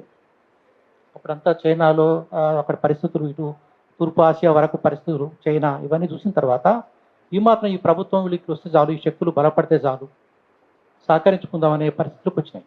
అప్పుడు న్యూ కాలోనియలిజం ఎంటర్ అవుతున్న సమయం అది. నెహ్రూ ఇంత సమస్య ఎదుర్కోలేదు. ప్రాజెక్టు కట్టినప్పుడు తెలంగాణ ప్రభుత్వం ఎదుర్కొన్న సమస్యలు ఎదుర్కోలేదు. ఈ సమస్యలన్నీ ఏమిటంటే, మనం వచ్చే వరకు ఇక్కడ పక్కడే ఉన్న వాళ్ళు, అంటే ఆంధ్ర ప్రజలని కాదు కానీ ఆంధ్ర పాలక వర్గాలు తెలంగాణలో అప్పటికే పాతుకుపోయి ఉండడం, తెలంగాణలో ఒక 70 ఏళ్ల పరిపాలనలో భిన్న శక్తులను నిర్వీర్యం చేయడం, అంటే ఒక రాజకీయ వ్యక్తీకరణ లేకుండా భిన్న రంగాలు, సాంస్కృతికంగా కానీ సామాజికంగా కానీ మనకు మనమే తక్కువ అని చరిత్ర విషయంలో కానీ తయారు చేసి పెట్టడం, అనేక సంఘాలని పెట్టడం.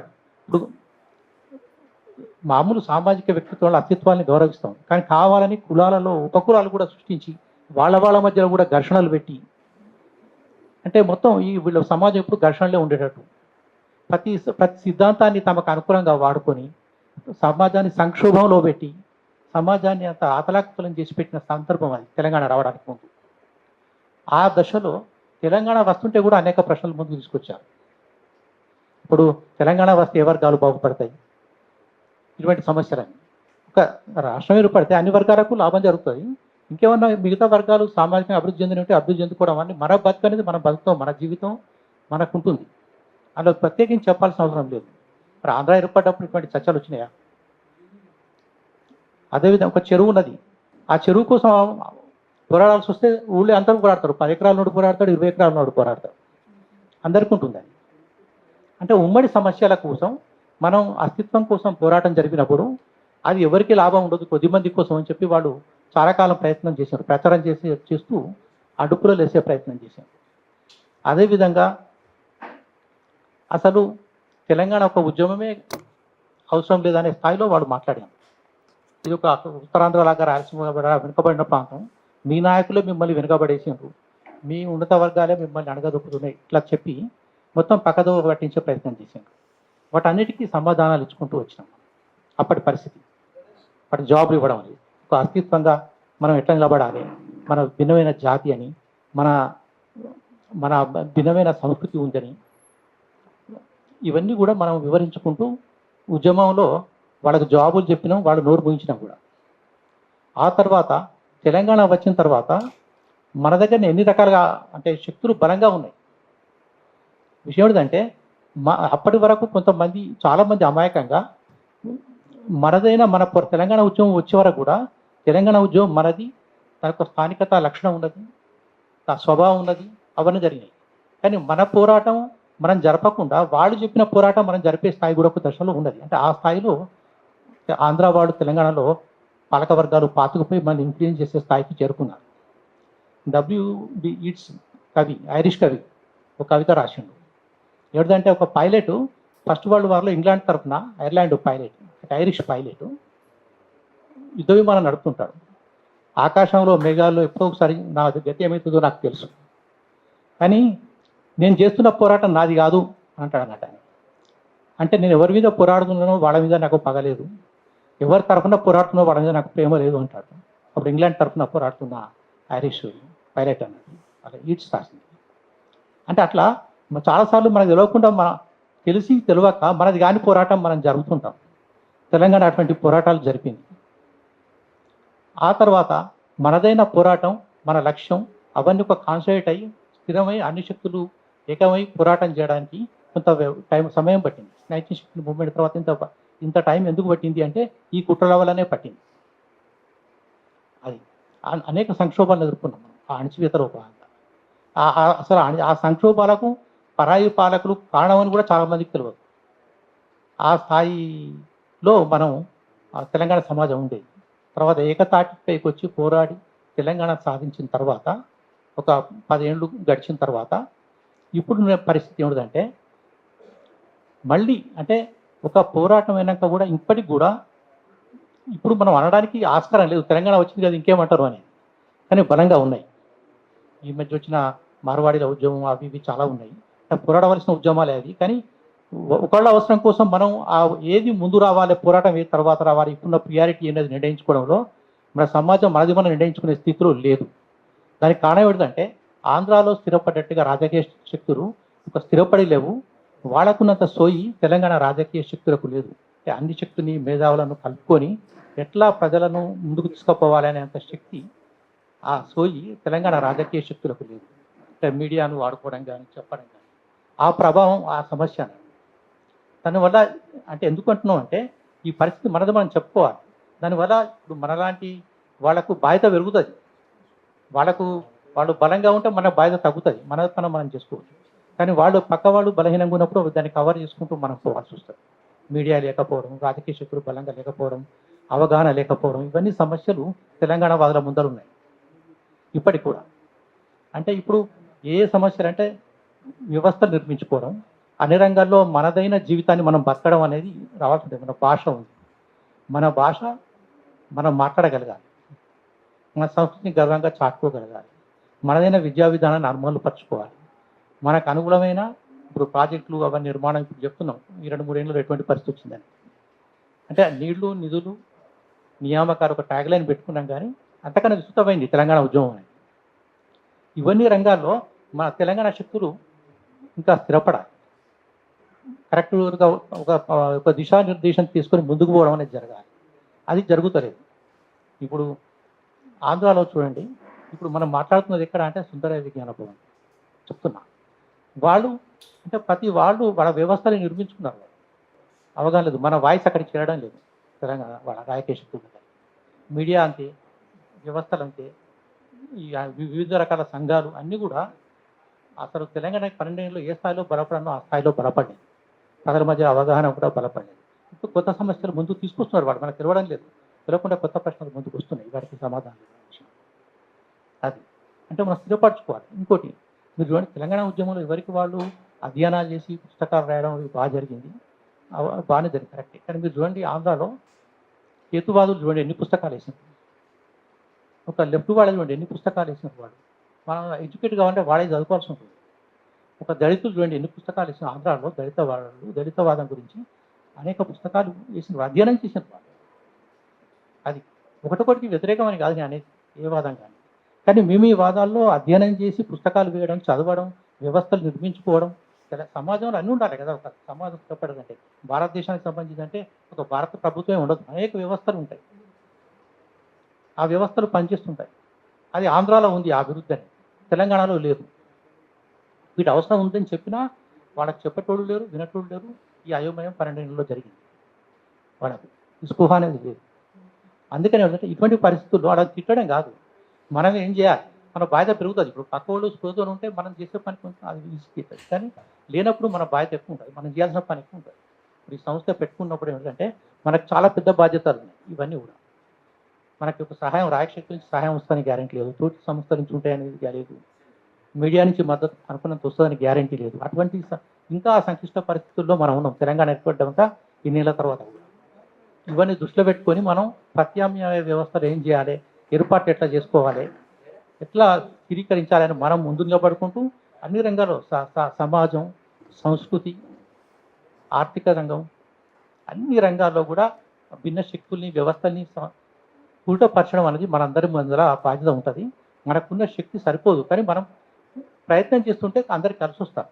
ఇప్పుడు వీళ్ళందరూ ఎట్లా కలిసి వచ్చింది, చిన్నప్పుడు చెప్పరు కాశీకి పోతుంటే కాశీకి పోయేటోడు పరిచయం అవుతారని చెప్పి, అంటే మనం ఒక బాటలో ఉంటే అటు పోయేటోడు అందరూ మనకు పరిచయం అవుతారు. చిన్నప్పుడు చెప్పరు. ఇది సీతారామరావు సార్ కానీ ఎర్ర శ్రీనివాస్ గారు కానీ వీళ్ళందరూ కూడా అట్లా పరిచయం అయిన ఒక పని పెట్టుకొని పని చేస్తుంటే మేమందరం దగ్గరికైనా. అట్లా ఇప్పుడు మనం చేస్తున్న పని చాలా విస్తృతమైంది, అనేక విభాగాల్లో చేయాల్సిన పని. మనకు సహకరించే శక్తులు దాదాపు లేవు అనుకోవాలి, లేదా బలహీనమైనది, స్పృహ లేని. కానీ మనం చేసే క్రమంలో ఆ భిన్న సారూప్య వర్గాలు మనతో వచ్చి కలుస్తాయి. సారూప్య భావజాలం ఉన్న మేధావులు, రచయితలు, ఇతర చైతన్యవంతులు వచ్చి కలుస్తారనే నమ్మకం నాకున్నది. మనం కనుక చేయడం మొదలుపెడితే అనేక రంగాల్లో చేయాల్సిన అవసరం ఉన్నది. ఇప్పుడు అనేక మళ్ళీ తీసుకొస్తున్నారు కూడా. అప్పుడు నేను తెలంగాణ ఉద్యమం ఉన్నప్పుడు ఒక జేఏసీలో ఉండే ఒక పెద్ద మనిషిని పోయి కలిసినాను, పేరెందుకు కానీ చాలామంది ఉన్నారు అక్కడ. తెలంగాణ ఉద్యమ కాలం నుంచే మనం ఒక స్పృహతో ఉండాలి. రేపు ఏర్పడిన తర్వాత ఈ సమస్యలు వస్తాయి, వ్యవస్థలు నిర్మించుకోవడం, భావసరపు శక్తిని కూడగట్టడం, ఇవన్నీ చాలా ఈ ఫలాలు, ఉద్యమ ఫలాలు అనేది తెలంగాణ ఏర్పడ్డాక ఇప్పుడు తెలంగాణ ఒక ఉద్యమం వచ్చిపోతే దాని ఉద్యమ ఫలాలు చాలా విస్తృతంగా చాలా కాలం ఉంటాయి. ఒక ఫ్రెంచ్ విప్లవం వచ్చిందంటే వాటి విలువలు ఇప్పటికీ మనం అనుభవిస్తున్నాం. తెలంగాణ ఉద్యమం ఫలాలు ఉండాలి, దాన్ని ఎట్లా నడపాలి అనేది ఉంటుంది. ఆ విషయాలు అంటేనే అవన్నీ పక్కకు పెట్టేసి ఇప్పుడు ఎందుకులే అవన్నీ, తెలంగాణ అంటే తెలంగాణ వస్తేంత రాయ తెలంగాణ వస్తే ఏమవుతుంది, రాకపోతే ఏమిటి అనే స్థాయిలో ఉన్నారు వాళ్ళు. అక్కడ కీలక పదవులు ఉన్న వాళ్ళకు కూడా తెలంగాణ స్పృహ లేదు.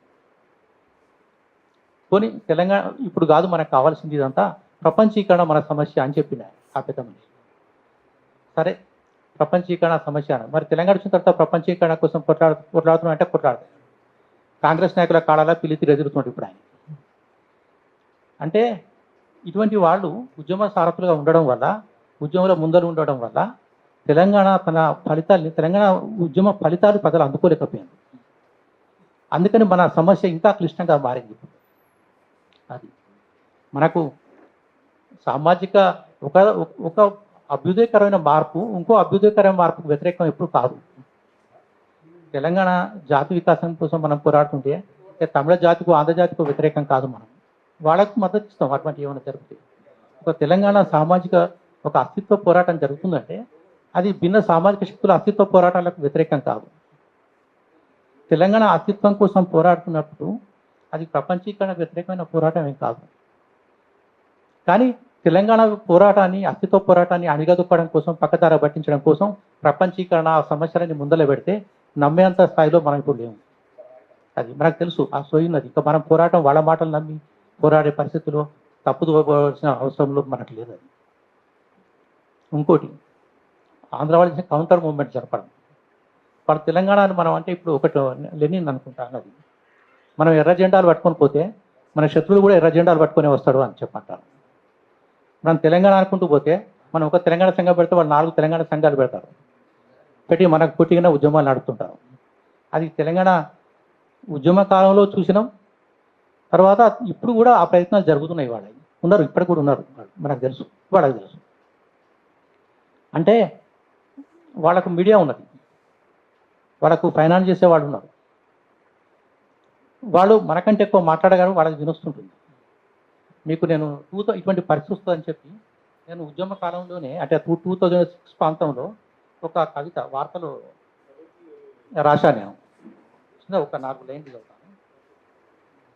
ఆకలితో గట్టిగా కేకలేశాను, ఇంతలో నాకన్నా గట్టిగా మరెవరో అరిచారు. కడుపు నిండిన బాబులేమో మరి గట్టిగా కూడబలుపుకొని అరిచారు. అంతా వారిపై చూశారు, నా తరఫున వారు వేసిన అందమైన అరుపులకు బోలెడు ప్రశంసలు. బాధతో గుండె పగిలెట్టి ఏడ్చాను. వాళ్ళు నాకన్నా కవితాత్మకంగా ఏడ్చారు. పత్రికల్లో, టీవీల్లో అంతటా వాళ్ళ శ్రావ్యమైన ఏడుపులే. నా ఏడుపుకు వారు ఏడ్చిన తీరును సత్కారాలు, పురస్కారాలు. అంటే మనం తెలంగాణ అంటే మనకంటే గట్టిగా వాళ్ళు తెలంగాణ అంటారు. మనం ఒకడంటే వాళ్ళు నలుగురిని తయారు చేసి పెడతారు. వాళ్ళ ఫోటోలు, వార్తలే పేపర్లలో వస్తాయి, మీడియాలో. తెలంగాణ మీడియాలో కూడా వాళ్ళే వస్తాయి, ఎందుకంటే తెలంగాణ మీడియా అంటున్నది. అంటే ఇటువంటి సంక్లిష్ట పరిస్థితుల్లో మనం పనిచేస్తున్నాం. మనం తెలంగాణ వాదం అనేది దేనికి వ్యతిరేకం కాదు, అన్నిటినీ సంభాళించుకుంటూ ముందుకు పోతుంది. ఇప్పుడు తెలంగాణ ఉద్యమం, ఇప్పుడు తెలంగాణ వచ్చిన 10 ఏళ్ల సందర్భంలో కూడా చాలా సందర్భంలో చెప్పినాం. ప్రపంచీకరణ ఒకటే అంటారు, ప్రపంచీకరణ మీ అభిప్రాయం ఏంటి? తెలంగాణ ఉద్యమం సాగినప్పుడు ఒక మాట అన్నారు వాళ్ళు, ఎందుకంటే రేపు విప్లవం వస్తే అన్ని సమస్యలు పరిష్కారం అయిపోతాయి కదా, మన తెలంగాణ పోరాటం ఎందుకు అని అలా కొంతమంది చెప్తుంటే మన తెలంగాణ వాళ్ళే అడుగుతుంటాం అన్నట్టు. అంటే ఈ ఎర్రకోట మీద ఎర్ర జెండా ఎగిరే టైంకు తెలంగాణ పాలస్తీనాగా మారిపోతుంది, అయిపోతుంది. ఇక్కడ మొత్తం ఈ భూములు అన్నీ కూడా డిస్పాండ్ టిటు అన్నాడు ఒకసారి. తెల్లవాళ్ళు వచ్చినప్పుడు వాళ్ళ చేతిలో బైబిల్ ఉంది, మా చేతిలో భూములు ఉన్నాయి, కళ్ళు మూసుకొని దేవుడిని ప్రార్థించామన్నారు. వాళ్ళ చేతికి భూములు పోయినాయి, మా చేతిలోకి బైబిల్ వచ్చింది అన్నాడు. అంటే ఒక మతాన్ని విమర్శన కోసం అంటలేను, అది ఏ మతమైనా అంతే. మా కమ్యూనిస్ట్ మేనిఫెస్టోని మన చేతిలో పెట్టి కూడా ఇటువంటి పనులు చేసిన వాళ్ళు ఉన్నారు. వాళ్ళ చేతిలో భూములు పోతే మన చేతిలోకి తుపాకులు వస్తాయి. భగవద్గీత కూడా పెడతారు మన చేతిలో. Yes, exactly. ఇప్పుడు అది జరుగుతున్నది అట్లా. అందుకేమిటంటే మన అస్తిత్వ పోరాటం లో భాగంగా ఏ శక్తులు వచ్చినా వాటితో పోరాడతాం.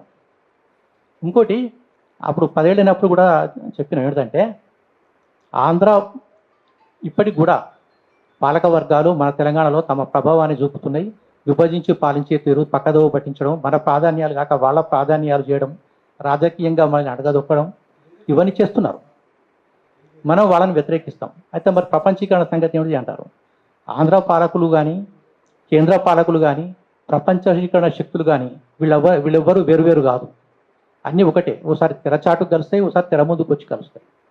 తెలంగాణ ప్రజలు అస్తిత్వ పోరాటానికి ఏ రూపంలో ఒత్తిడి ఉంటే ఆ రూపంలో ప్రతిఘటన అనేది ఉంటుంది. అయితే మన ప్రాధాన్యాలు మనకుంటాయి. వాళ్ళు చెప్పిన ప్రాధాన్యాలు వాళ్ళ కోసం మనం పోరాడాల్సిన అవసరం లేదు, అది తెలుసు. అందుకని ఏమిటంటే ఈ స్పష్టత అనేది మనం తెలంగాణ ప్రజలకు ఇవ్వాల్సిన అవసరం ఉంది. ఇదొకటి. చివరికి ఏంటంటే ఈ సంఘం అనేది సార్ కూడా చెప్పారు, సీతారామరావు గారు, ఈ సంఘం అనేది ఒక అగ్రగామి శక్తిగా ఉండి తెలంగాణ శక్తులను అన్నింటినీ నడిపించుకుంటూ పోవాలి. ఏ సంఘానికి తెలంగాణ స్వభావం కలిగిన ఏ సంఘానికి, ఏ సమూహానికి, ఏ రాజకీయ శక్తికి తెలంగాణ వ్యతిరేకం కాదు, వాడన్నింటినీ కలుపుకొనే పోతుంది. తెలంగులు కలిసికట్టుగా తమ అస్తిత్వ పోరాటం చేస్తుంటే దాన్ని ఒక సైద్ధాంతికమైన మార్గదర్శకత్వం ఇచ్చుకుంటూ సరైన కార్యాచరణ ఇచ్చే దిశగా ఈ సంస్థ ప్రయత్నం చేయాలని మేము కోరుకుంటున్నాం. ఐడియాలజికల్ గైడెన్స్ లేకపోతే conflicting forces will struggle into perish అని అంటారు కదా, నాశనం అయిపోతాయి. పోరాటం అనేది వృధా అవుతుంది. అట్లా మన తెలంగాణలో చాలా జరిగినాయి. మనకు వాళ్ళు ఎప్పుడు ఏ ప్రాధాన్యత ఉందనేది మనం ప్రజల ద్వారానే తెలుసుకొని ప్రజలకు ఆ ఎజెండా ఇచ్చుకుంటూ ముందుకు పోవాలి. వాడేదో పక్కవాడేదో ప్రపంచీకరణను ఇంకేవనో జాతీయమనో స్థానికమనో లేదా మన మధ్య మనకు వైరుధ్యాలు పుట్టించడము, ఇవన్నీ పనులు చేస్తూనే ఉంటారు. మన జాతీయ తత్వంతో, మన అస్తిత్వంతో, మన సంక్షేమం కోసం మనదైన ప్రాధాన్యతలు నిర్ణయించుకొని మనం రాజకీయ శక్తులు, సామాజిక శక్తులు ఏకతాటిపై నడుచుకుంటూ పోయినప్పుడే మనం మన అస్తిత్వాన్ని కాపాడుకోగలము, ముందుకు పోగలం. మనం ఆ స్పృహ అనేది అది ఎప్పటికీ ఉంటుంది. అది పోరాటం అనేది ఎప్పుడు సమస్యలు అయిపోయి మొత్తం ప్రపంచ జాతులన్నీ సుఖంగా ఉంటాయనే పరిస్థితి ఉండదు. ఎప్పుడు కూడా ఆధిపత్య శక్తులు తలెత్తుతూనే ఉంటాయి. మనం లేదా ఒక జాతి అస్తిత్వానికి ప్రమాదం పొంచి ఉండనే ఉంటుంది. స్పృహ ఉండాలి. చైతన్యవంతమైన ప్రజలే ప్రజాస్వామ్యాన్ని విజయవంతం చేసుకోగలరు, తమ అస్తిత్వాన్ని కాపాడుకోగలరు. అందుకని ప్రజాస్వామిక విలువలకు మనం కట్టుబడి ఉండాలి. జాతి పోరాటాలతో మనమే మీదేసుకొని ముందరుండి కొట్లాడడం కాదు. భారతీయ దేశంలోని మిగతా జాతులు పోరాడుతున్నప్పుడు వాళ్ళతో భుజం కలిపి పోరాడతాం, అంతే. మనం వెనకబడేం పోం. అది ఎప్పుడు సాధ్యమవుతుంది? మన అస్తిత్వ పరిరక్షణలో భాగంగానే సాధ్యమవుతుంది. ఇవన్నీ ప్రశ్నలు చాలామంది మన లేవదీస్తున్నారు. అస్తిత్వం పేరు మీద కూడా మన కొత్త వేదికలు పుడతాయి, రేపు తెలంగాణ పేరు మీద కొత్త వేదికలు పుడతాయి, ఇవన్నీ చెప్తుంటారు. మనం తెలంగాణ స్వభావం ఉన్న నిజాయితీ గల సంస్థలతో కలిసి పనిచేస్తాం. ఈ కౌంటర్ మూవ్మెంట్ జరిపేటోళ్లకు తప్పనిసరిగా మేము జవాబిస్తాం, వ్యతిరేకంగా కూడా పోరాడుతుంటుంది అన్ని శక్తులను ఐక్యం చేసుకుంది. ఇదే స్ఫూర్తితోని ఇంతకాలం 10 ఏళ్ల నుంచి ఇదే సీతారామ గారు, శ్రీనివాస్ గారు, సురేష్ గారు, రూబీ గారు, వీళ్ళందరూ కూడా తెలుసుగా, జీవి గారు, వీళ్ళంతా పాత వాళ్ళే. అదే స్ఫూర్తితో ఇక ముందు కూడా ఈ సంస్థను నడిపిస్తారనే నమ్మకం నాకుంది, నడిపించాలని కోరుకుంటున్నాం. అందరం కూడా తప్పనిసరిగా ఇటువంటి ఉద్యమాలకు, ఇటువంటి ప్రయత్నాలకు, కార్యాచరణకు మేమందరం సహకరిస్తాం. వ్యవస్థలు నిర్మించాలి ఒక అన్ని రకాలుగా తెలంగాణ నిలబడడం కోసం. ఆ దిశలో కూడా వీళ్ళందరూ మన అశోక్ గారు లాంటి వాళ్ళు, సీతారాం అందరూ గైడెన్స్ ఇస్తుంటారు. ఈ విధం మీద దృష్టి పెడతారని నేను ఆశిస్తున్నాను. నాకంటే ముందు మాట్లాడిన వక్తలు గౌరవనీయులు శ్రీ టంకశాల అశోక్, పరాంకుశం వేణుగోపాల స్వామి గారు, ఇద్దరు కూడా జర్నలిస్టులు. వాళ్ళు నేను ఉపాధ్యాయుడిని. మిగతా మిత్రులందరికీ కూడా మరొకసారి స్వాగతం, నమస్కారం.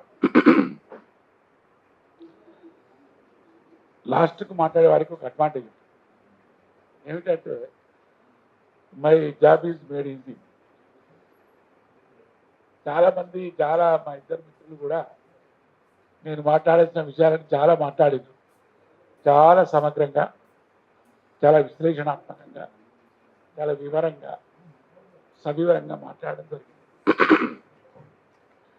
కాబట్టి నేను వాళ్ళు చెప్పినయే మళ్ళీ చెప్పకుండా, మళ్ళీ మీకు బోరు కొట్టించే ప్రయత్నం చేయకుండా, మీ స్పాన్ ఆఫ్ అటెన్షన్ దెబ్బతినకుండా, ఎందుకంటే ఎవరికైనా స్పాన్ ఆఫ్ అటెన్షన్ అంటే 20 నిమిషాల కంటే ఎక్కువ ఉండదు.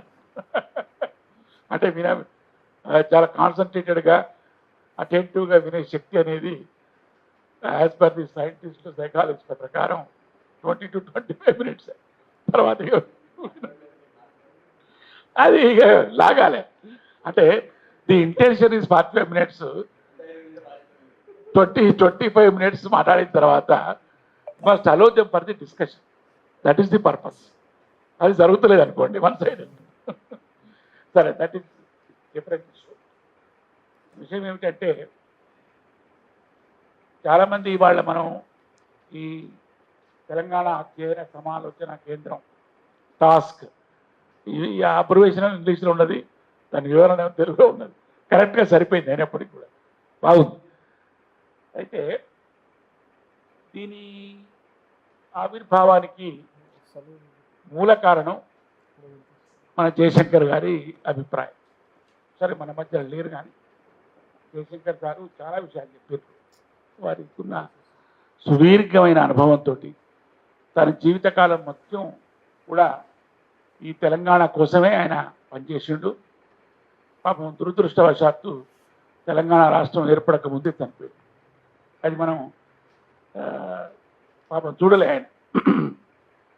అయితే ఉద్యమ కాలంలో ఆయన చెప్పింది ఏంటంటే భావజాల వ్యాప్తి, ఉద్యమం, రాజకీయ ప్రక్రియ అన్నాడు ఆయన. నిరంతరంగా భావజాల వ్యాప్తి జరగాలి.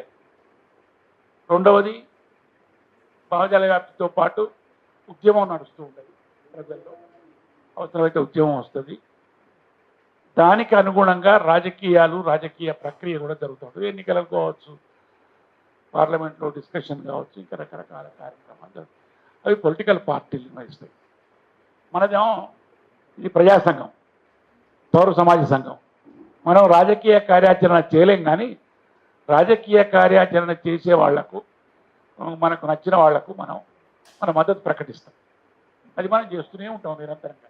చేస్తేనే వ్యవహారం అనేది ముందుకు పోతుంది, లేకపోతే పోదు. అది మనం గుర్తుంచుకోవాలి. మనం అప్పుడు అదే చేసినాం. ఆ పని ఉద్యమ కాలంలో చేసినాం, ఆ తర్వాత కూడా దాదాపుగా చేస్తూనే ఉన్నాం. ఇకపోతే ఇవే కాకుండా సార్ చెప్పిన ఇంకొక ముఖ్యమైన విషయం ఏమిటంటే, చాలామంది చెప్పిండ్రు, సార్ ఈ తెలంగాణ పట్ల నిబద్ధత ఉన్నటువంటి ప్రజలు కానీ, ప్రజా సంఘాలు కానీ, వ్యక్తులు కానీ వాళ్ళెవరు కూడా వీలైతే సమైక్యంగా పనిచేయండి, లేదంటే సమన్వయంతో పనిచేయండి, మరీ కాదనుకుంటే సమాంతరంగా పనిచేయండి, కానీ ఒకళ్ళకొకళ్ళు ఎదురెదురుగా పనిచేసి వ్యతిరేకంగా పనిచేయకండి, దానివల్ల అందరం మనం నష్టపోతాం అన్నాడు ఆయన. అది చాలా గొప్ప విషయం. ఇప్పుడున్న ప్రజా సంఘాలు తీసుకోండి, మనకు ఇప్పుడు చాలా ఉన్నాయి. మొట్టమొదటి విద్యావంతుల వేదిక ఉన్నది, పనిచేసింది. తర్వాత వికాస్ సమితి వచ్చింది, ఆ తర్వాత ఇప్పుడు టాస్క్ వచ్చింది, ఇప్పుడు అస్తిత్వ వేదిక అని ఇంకోటి వచ్చింది, తర్వాత ఇప్పుడు తెలంగాణ సోషల్ ఫౌండేషన్ అని ఈ నరసింహారెడ్డి గారు వాళ్ళు ఒక సంఘం ఉన్నది. ఇట్లా రకరకాల సంఘాలు ఉన్నాయి. ఇవన్నీ కూడా ఈ జయశంకర్ గారు చెప్పిన సూత్రాన్ని గౌరవించి అనుసరించి ఈ తెలంగాణ అస్తిత్వ పరిరక్షణ కోసం పనిచేయాలి అన్నది సారభిప్రాయం, నా అభిప్రాయం కూడా. చాలా స్ట్రాంగ్గా I will support the statement. కాబట్టి ఇప్పుడు మన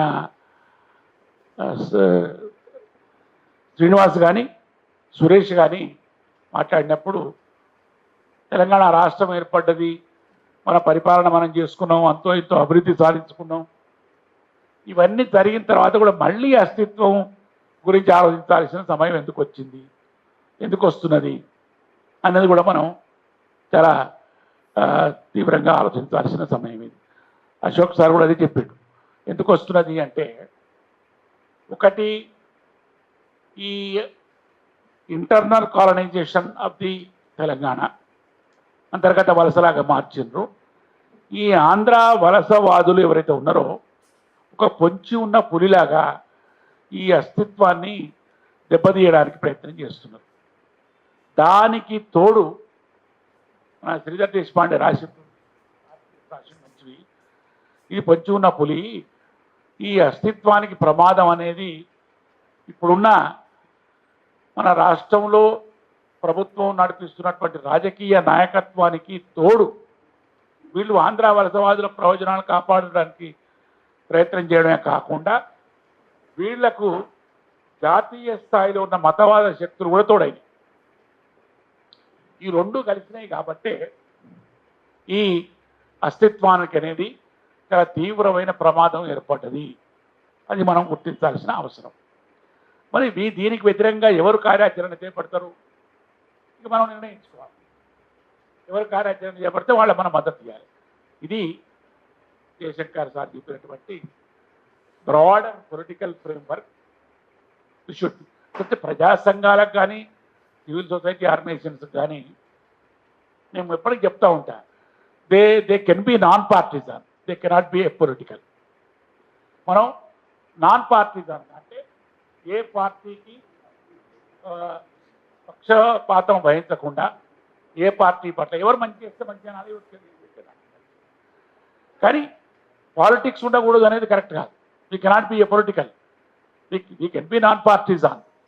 అంటే ఎవరికి రైట్గా సపోర్ట్ చేయాలి, కానీ అట్ ది సేమ్ టైం మనకుండే రాజకీయాలు మనకుండే రాజకీయ అవగాహన ఉంటుంది.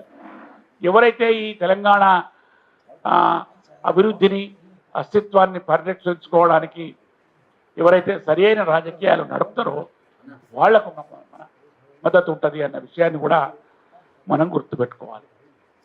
ఈ అస్తిత్వం అంటే ఏమిటి అనేది కూడా చాలా చర్చ జరిగింది. ఇది సైద్ధాంతికంగా థియరీ, ఐడియల్ అండ్ ప్రాక్టీస్ అని కూడా సారి చెప్పడం జరిగింది. అయితే ఈ అస్తిత్వం అనేది నా ఉద్దేశంలో it is a multi dimensional social reality and also concept. The concept and reality, ఒక భావన, ఒక వాస్తవం, ఈ రెండు కూడా సైమల్టేనియస్గా ఎగ్జిస్ట్ అవుతూ ఉంటాయి. భావన అనేది మన ఆలోచనలో ఉంటుంది, మన విశ్లేషణలో ఉంటుంది, మన అవగాహనలో ఉంటుంది. రియాలిటీ అనేది మనకు అవపడుతుంటుంది స్పష్టంగా ఏం జరుగుతున్నదని అస్తిత్వాన్ని. అయితే అందుకోసం అస్తిత్వ రాజకీయాలు, ఉనికి, ఐడెంటిటీ, ఇవన్నీ కూడా ప్రతి ప్రాంతానికి, ప్రతి దేశానికి, ప్రజలకు ఈవెన్ వ్యక్తి కూడా ఒక ఐడెంటిటీ. ఈ ఐడెంటిటీ అనేది దెబ్బతింటే అస్తిత్వం పోతే కానీ పోయినట్టే లెక్క, వాడు ఉండలేనట్టే లెక్క. సో ఇది ప్రాంతమైనా, ప్రజలైనా, వ్యక్తులైనా, సంఘాలైనా, ఏదైనా అది మనం గుర్తుంచుకోవాలి. కాబట్టి ఈ అస్తిత్వ స్పృహ అనేది నిరంతరంగా ఒక తరం నుంచి మరో తరానికి నిరంతరంగా జరుగుతుండాలి. మన దగ్గర జరగలే, అది మనం కొంచెం బాధపడాల్సిన విషయం. సరే సారన్నట్టు అప్పుడున్న పొలిటికల్ ప్రెషర్లో కొన్ని ప్రయారిటీస్ ఉంటాయి. నిధులు, నీళ్లు, నియామకాలంటే మనకు మొదలు నీళ్లు ప్రాజెక్టులు మనం దాని మీద ఫోకస్ చేస్తున్నాం. చెర్లు బాగు చేస్తున్నాం, ప్రాజెక్టులు. కానీ ఇది పోతున్నదంటే ఎందుకంటే మనం వంట చూసినాం, కలిస్తే కానీ గుడి తప్పడట, తాకితే కానీ బోర్ల పడ్డాం. ఇప్పుడు తాకితే బోర్ల పడ్డాం, తడిచినాం, ఇప్పుడు గుడిచే కప్పుకోవాలి. ఇది ఉన్న పరిస్థితి. కాబట్టి మరి ఇవన్నీ విషయాలు కూడా మనం జాగ్రత్తగా పరిశీలించాలి. ఈ multi dimensional concept and reality అనుకున్నప్పుడు దీంట్లో కల్చర్ కల్చరల్ సాంస్కృతిక పరం, దీంట్లో మనకు జీవన విధానం, తర్వాత ఆహారం అలవాట్లు, ఫెస్టివల్స్, తర్వాత విశ్వాసాలు, తర్వాత డ్రెస్సింగ్ ప్యాటర్న్తో సహా అన్నీ కూడా ఈ కల్చరల్కి లో భాగంగా వస్తాయి మనకి ఇవన్నీ కూడా. ఇప్పుడు అందుకోసమే ఇగో దీంట్లో సార్ కూడా తెలిసి ఉండాలి, ఆంధ్రప్రదేశ్ రాజకీయ వ్యవస్థ, తెలంగాణ రాజకీయాలని డక్బర్, బెర్న్స్టాప్ అండ్ హ్యూ గ్రే వాళ్ళు ఈ పుస్తకాన్ని పబ్లిష్ చేయడం జరిగింది. దీనిలో తెలుగు ట్రాన్స్లేట్ చేసిన కూడా ఈ వ్యాసాన్ని, చాలా మంచి పుస్తకం ఇది. దీంట్లో నేను ఒక వ్యాసం ట్రాన్స్లేట్ చేసిన. ఏమిటి అంటే అది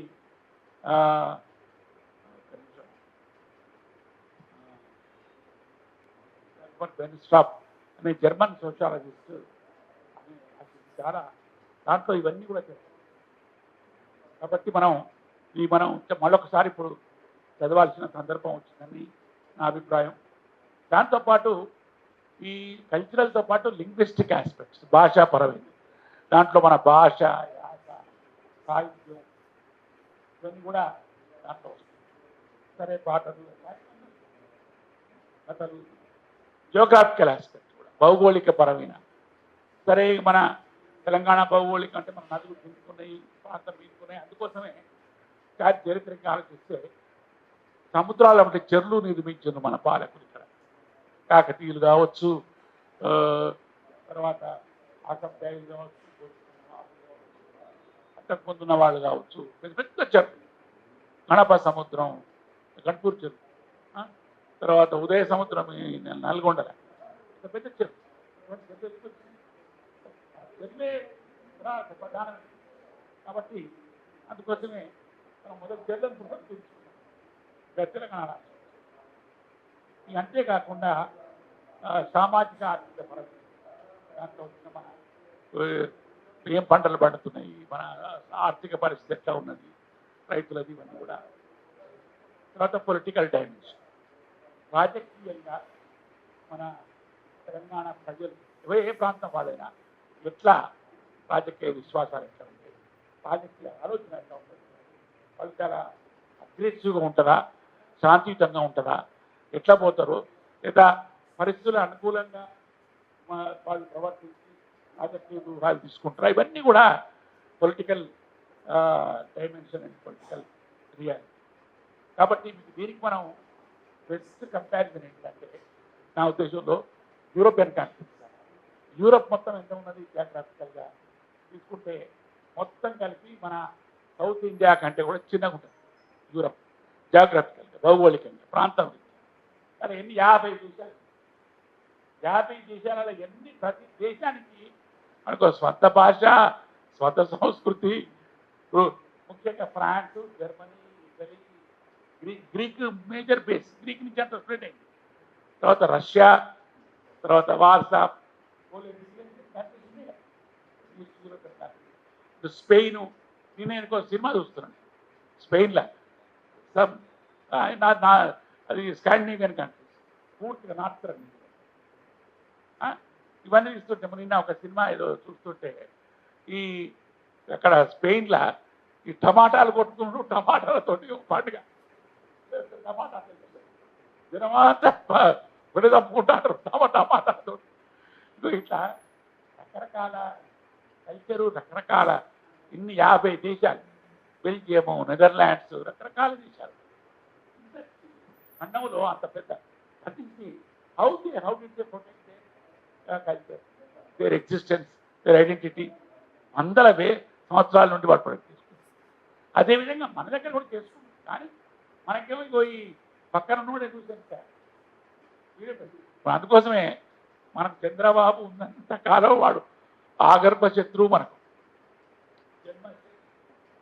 జన్మశని కాదు, లేకపోతేనే మన తర్వాత తరం వాళ్ళు ఎట్లుంటారో కానీ వీడైతే ఇది పరిస్థితి. ఇవన్నీ కూడా మనం గమనించాలి. కాబట్టి ఇవన్నీ దృష్టిలో పెట్టుకొని ఇవాళ మనం మన అవగాహన పత్రంలో కూడా చాలా లక్ష్యాలు ఏర్పరచుకున్నాం. దాంట్లో భారతదేశానికి సంబంధించిన రియల్ ఫెడరల్ స్ట్రక్చర్ను సమాఖ్య నిర్మాణాన్ని, సమాఖ్య వ్యవస్థను పరిరక్షించుకోవాల్సిన బాధ్యత కూడా మన మీద ఉన్నది. అదేవిధంగా కాన్స్టిట్యూషనల్ వాల్యూస్, రాజ్యాంగ విలువల పరిరక్షణ కూడా మన సంస్థ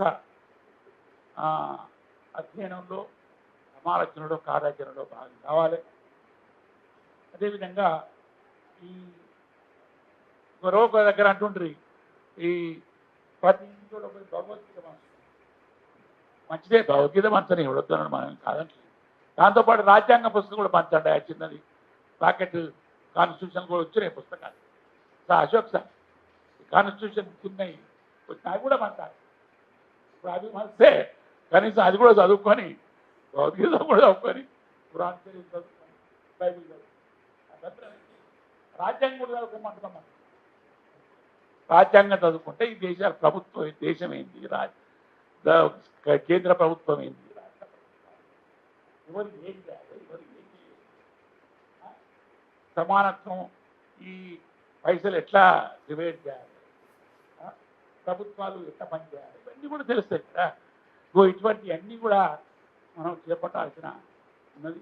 బట్ ఎనీహౌ వాళ్ళ ఈ తెలంగాణ అధ్యయన సమాలోచన కేంద్రం టాస్క్ అనేది ఆవిర్భవించడం అనేది ఒక శుభసూచకంగా నేను భావిస్తూ ఉన్నా. వాళ్ళు ప్రకటించిన అవగాహన పత్రంలో ప్రకటించిన లక్ష్యాలకు అనుగుణంగా అందరితో కలిసి జయశంకర్ సార్ చెప్పిన సూత్రానికి గౌరవించి, అనుసరించి పనిచేస్తే ఖచ్చితంగా ఈ తెలంగాణ అస్తిత్వానికి ఏర్పడ్డ ప్రమాదాన్ని మనం పరిరక్షించుకునే ప్రయత్నంలో భాగంగా మనందరం కూడా కలిసి ముందుకు పోతాం తప్పకుండా. అట్లే ముందుకు పోవాలని ఆశిస్తూ నాకు ఈ అవకాశం ఇచ్చిన మీ అందరికీ, విన్నందుకు, ఓపికగా విన్నందుకు మీ అందరికీ కూడా మరొకసారి ధన్యవాదాలు, కృతజ్ఞతలు. Thank you very much. Thank you one and all. అధ్యయన సమాలోచన వేదిక టాస్క్ ఆవిర్భావ సమావేశానికి అధ్యక్షత వహిస్తున్న మన మిత్రులు ఎర్ర శ్రీనివాస్ గారు, కార్యక్రమంలో పాల్గొంటున్న పెద్దలు రంగసాల అశోక్ గారు, స్వామి గారు, అదేవిధంగా ప్రొఫెసర్ సీతారామరావు గారు, మిగతా మా మిత్రులంతా కూడా, సురేష్ గారు, తమ వీళ్ళంతా కూడా కాంటపడి, మా రూబీ మిత్రుడు, మిగతా మిత్రులందరూ కూడా, వీళ్ళందరూ మనమందరం కూడా దాదాపు తెలంగాణ ఉద్యమంలో కలిసి పనిచేసిన వాళ్ళం. రంగసాల అశోక్ గారు సుదీర్ఘంగా మాట్లాడుతూ చాలా అంశాలను స్పృశించారు. ముఖ్యంగా సమాజంలో, ఏ సమాజంలో అయినా తన అస్తిత్వాన్ని నిలబెట్టుకోవడం కోసం ఆయా సమాజాలు ఖచ్చితంగా నిరంతరం చలనశీలతలో ఉండాలనే అంశాన్ని మరి అన్ని యాంగిల్లో కూడా, అది సామాజిక సమస్య కానీ, అదేవిధంగా ఆర్థిక సమస్య కానీ, విద్య, ఇంకా రకరకాల ఏవైతే సమస్యలు ఉంటాయో సమాజంలో వాటన్నిటి పట్ల కూడా అప్రమత్తంగా ఉండాలి, నిరంతరం అప్రమత్తంగా ఉండాలనే అంశాన్ని వారు గుర్తు చేశారు. అదేవిధంగా స్వామి సార్ ఒక కవిత చదివిండు చాలా బాగా. మనం తెలంగాణ అనగానే అవతలోడు ఇంక గట్టిగా అంటాడని. అంటే మనమేం బలహీనంగా ఉండి తెలంగాణ అనగానే వాడు తిని వచ్చి గట్టిగా తెలంగాణగా జనమంతా అటు చూస్తూ ఉంటారు. ఈ మధ్యన మన తెలంగాణలో గద్దర్ అవార్డులు పెట్టిర్రు. గద్దర్ అవార్డ్స్ పెట్టిర్రు. ఇచ్చేదంతా కూడా ఆంధ్ర వాళ్ళకు. ఆడెవడు ఉంటాడు, బాలకృష్ణ ఉంటాడు, చిరంజీవి ఉంటాడు, ఇంకా మిగతా ఆ, ఆంధ్రాకు సంబంధించిన సినిమా యాక్టర్లు అక్కడ వేదిక మీద ఉండి ఆ కార్యక్రమాన్ని నిర్వహిస్తూ ఉంటారు. అంటే ఈ రకంగా కొన్ని రంగాల్లో ఇంకా ఆధిపత్యం పోలేదు. ఆంధ్రాకు సంబంధించిన ఆధిపత్యం తెలంగాణ భౌగోళికంగా సిద్ధించినప్పటికీ కూడా మనకు చాలా రంగాల్లో ఇంకా వారి ఆధిపత్యం కొనసాగుతూ ఉన్నది. ఆ విషయాల పట్ల మనం అంటే తెలంగాణ భౌగోళికంగా సిద్ధించినప్పటికీ కూడా ఆయా అంశాలు చిన్నవిగా తీసుకొని వాటి పట్ల మనం అప్రమత్తంగా ఉండలేకపోవడం వల్ల 12 సంవత్సరాలైనా కూడా ఇంకా ఆయా రంగాల్లో కొంత ఆధిపత్యం కొనసాగుతూనే ఉన్నది. అదేవిధంగా ఇప్పుడున్న ప్రభుత్వం కూడా గత 2 సంవత్సరాలుగా మిత్రులు శ్రీనివాస్ గారు చెప్పినట్టు, సురేష్ గారు చెప్పినట్టు ఏ రకంగా ఈ అస్తిత్వాన్ని తెలంగాణ అనుకుంటూనే ఈ అస్తిత్వాన్ని దెబ్బతీయడం కోసం ఏ రకంగా ప్రయత్నం చేస్తూ ఉన్నారో కూడా మనం గమనిస్తూ ఉన్నాం. అందుకనే ఉపద్ఘాతంలో మన సురేష్ గారు చెప్పినట్టు తెలంగాణ అస్తిత్వం నిరంతరంగా కొనసాగడం కోసం మరి మన ఉనికిని అన్ని రంగాల్లో కూడా నిలబెట్టుకోవడం కోసం ఖచ్చితంగా మనం అందరం కూడా అప్రమత్తంగా ఉండాలి. దానికి ఎన్ని సంస్థలు ఆవిర్భవించినా కూడా ఆహ్వానించాలి. సీతారామన్ సారు చెప్పారు, ఇప్పటికే తెలంగాణ అస్తిత్వం కోసం చాలా సంస్థలు పనిచేస్తూ ఉన్నాయి. తెలంగాణ రాష్ట్రం భౌగోళికంగా కావడం కోసం మనమందరం పనిచేసాం వివిధ వేదికల మీద. ఇవాళ భౌగోళికంగా సాకారం అయినప్పటికీ ఇంకా ఆ ఉద్యమ కాలంలో ఏవైతే అంశాలు మనం అనుకున్నామో అవి పరిపూర్తి కావాల్సిన అవసరం ఇంకా చాలా ఉన్నది. ఆ విషయంలో కూడా ఇంకా అందరం కలిసి పనిచేయవలసిన అవసరం ఉంటుంది. ఈ రకంగా ఎన్ని అస్తిత్వ సంఘాలు వచ్చినా కూడా వాటితోటి కలిసి పనిచేయడం సరైన నిర్ణయం. ఆ దిశ వైపుగా మనం కూడా టాస్క్ ఇవాళ చిన్నగానే మనం మొదలు కావచ్చు. సార్ ఒక మాట అన్నాడు, ఏదైనా కూడా చిన్నగానే మొదలైతే తర్వాత విస్ఫోటనంగా అది అవుతుంది అనేది. మనం కూడా ఆ దిశ వైపుగా చిన్నగా ఇవాళ కొంతమంది కూర్చొని ఈ ఆలోచన చేసినప్పటికీ రాబోయే కాలంలో ఖచ్చితంగా ఈ ఉద్యమాన్ని ఇంకా బలోపేతం చేసి మిగతా సంఘాలతోటి కూడా మనం కలిసి పనిచేసే ప్రయత్నం చేయాలని ఈ సందర్భంగా మరొకసారి మిత్రుడు శ్రీనివాస్ గారు కానీ మిగతా ఇందులో పాల్గొంటున్న మిత్రులందరికీ కూడా నేను కోరుకుంటూ నాకు ఈ అవకాశం ఇచ్చినందుకు ధన్యవాదాలు.